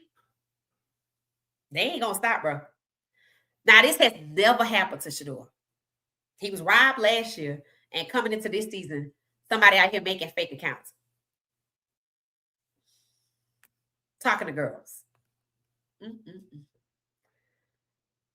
The only way the chickens come home to roost is these athletes start speaking. Now, it ain't just the athletes. It's not just the athletes. Because look at what's happening in the courts with the $600 million. Look at what's happening with the city of Cleveland with them having to take their name. They want to take their name for free. I think they was pissed that they had to pay the $100 million. The next thing you know, the mayor is being targeted. Somebody said, I knew that account was fake. It's that AB likes him, and Coach Munkin likes him, and the owner likes what AB likes. Likes who? Shedeur? The owner don't like Shedeur. That could be further from the truth. That could be further from the truth. Yeah, nah, that ain't how you show people love at all. Everything started with the prank phone call, right? AB was just trying to make him stand on his pick. That's it. And AB didn't pick Shedeur. But what AB was trying to do was, people thought, just like people thought AB drafted Deshaun. People thought AB drafted Shedeur. When Adam Schefter came out and told that there were two teams that were going to get Shedeur, Philly and the Ravens. I said, AB was calling around making calls with his connections. His brother in Philly and the guy that hired him, Sachi Brown, hired him to Cleveland, is in Baltimore. So Andrew Berry was making calls to get Shedeur elsewhere. And Shedeur maybe didn't want to go. So Haslam is pissed off. Stefanski is pissed off. So they're going to show him. To me, that's why they were so cruel towards him, because he made a decision for himself to go to the team that pre-draft with him and was going to pay him $40 million. So they called themselves mistreating him because of that, right? So Stefanski was the heavy, as they say, but it was Haslam. It was Haslam. The way Haslam had Andrew Berry and Stefanski's job duties split up, and Andrew Berry should have been a higher rank than the head coach. He had them equal. So Andrew Berry could never fire Stefanski. So who you think fired Stefanski if Andrew Berry couldn't do it? And Haslam didn't want to do it. He had to do it. And that's why Shedeur going to get retaliated against. Just like Lamar in Cleveland, because people were pissed that they had to move off of Harbaugh. They said the GM was crying. The same GM that scammed Max Crosby. Yep. Yep. Did I find my chicken sound? No, but I'm gonna look it up. I'm gonna look it up. Now all the ops are gone. Fact, all the ops are gone. All the ops are gone. All the chickens come home to roost. I'm gonna find my chicken sound. It's that Coach Ty Munkin brought some of them with him. I mean, he only brought one player, right? You talking about the coaches? Oh, you ain't worried about that. That's just so you can control them and get them to do what you want to do. The fact that they didn't want to bring no good players tells you what you should know about the coaches. They controllable. The cars got towed in Colorado. What's that deal?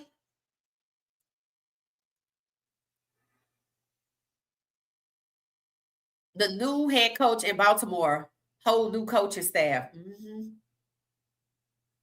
Yeah. Well, in Jackson, Shiloh truck got broken into. Was that the Tesla or was that something else?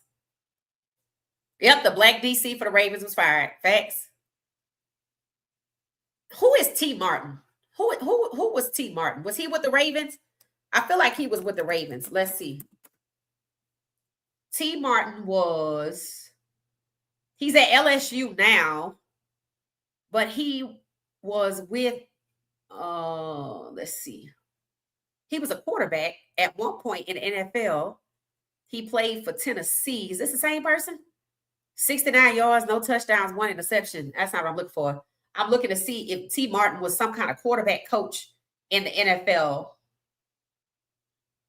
Whoever it is, people were upset that he didn't get hired as he was with the Ravens. Now, there you go. There you go. So T. Martin was with the Ravens. He's now an offensive analyst. Wait, LSU offensive analyst T. Martin's wife, Toya. Hold on one second. We know about the ex-Ravens QB coach. Oh, so T. Martin was a black QB coach for the Ravens, and Munkin didn't want to bring him to the Browns. And the Ravens got rid of T. Martin, who was Lamar Jackson's coach, because I had read about it. People were upset about that because the dude had such a connection with Lamar. So people were like, why are you getting rid of T. Martin, who has a good connection with Lamar, and you claim you're prioritizing Lamar? And why you don't bring him to Cleveland? Because he's black. That's why they said T. Martin should have been an offensive coordinator. But instead, he's an offensive analyst at LSU, where Lane Kiffin is, who was also here in Atlanta at the same time Dan Lanning was when it came apparently to Kevin Stefanski. I don't know what the hell that connection is. I don't know anything about Lane Kiffin. I don't know if he went to school with Stefanski or if he was just here for some other reason or if he came into town to meet up with Jordan Seaton. I don't know. I don't know Lane Kiffin, but his name keep popping up. Yeah, his name keep popping up. So T. Martin was Lamar Jackson's quarterback coach, and they fired him. Dylan Gabriel hasn't been seen since he got in for that one play against the Bills. Yeah, facts.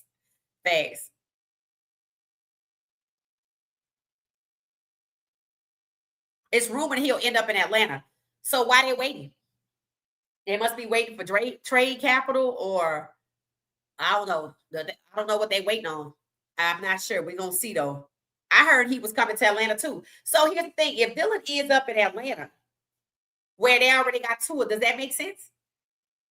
No, it don't make sense. So will he really end up in – I wonder what Dylan thought when Stefanski got Tua. I'm sure Stefanski texted Dylan.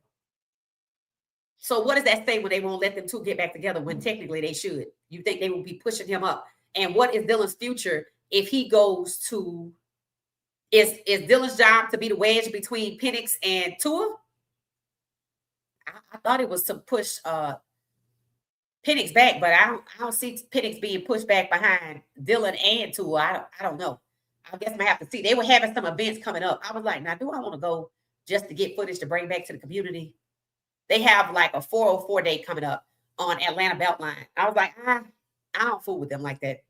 But I do keep up to see what's going on with Penix, to see, what's happening.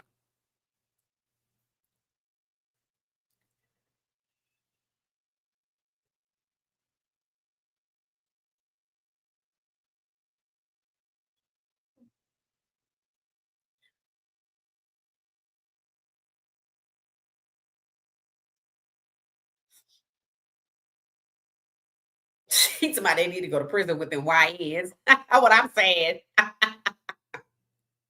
Browns are prepared for Project 2027. That's what it is. That's what it is. The Falcons game, Browns game gonna be epic. It sure is for a lot of reasons. For a lot of reasons.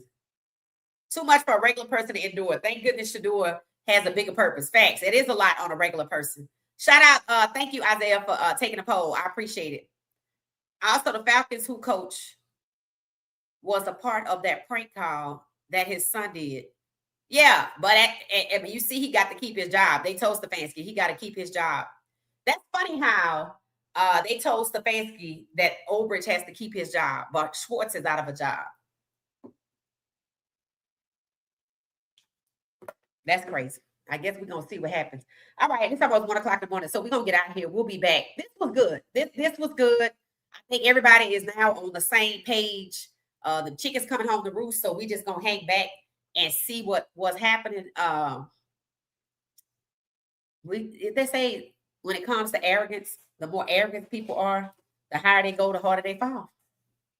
Because this is definitely a case of definitely rooted in racism, but they definitely keeping it moving because they feel like they got it on lock. They can do what they want to do, and that's hella arrogant. So we're going to see what guys say about that. All right, I'm going to see y'all later. This was good. Thank y'all so much. Thanks for watching What She Said Sports. I'll see y'all tomorrow. Probably pop up during the day, but I'll see y'all tomorrow night. Thanks for watching What She Said Sports. I hope y'all enjoyed the podcast today.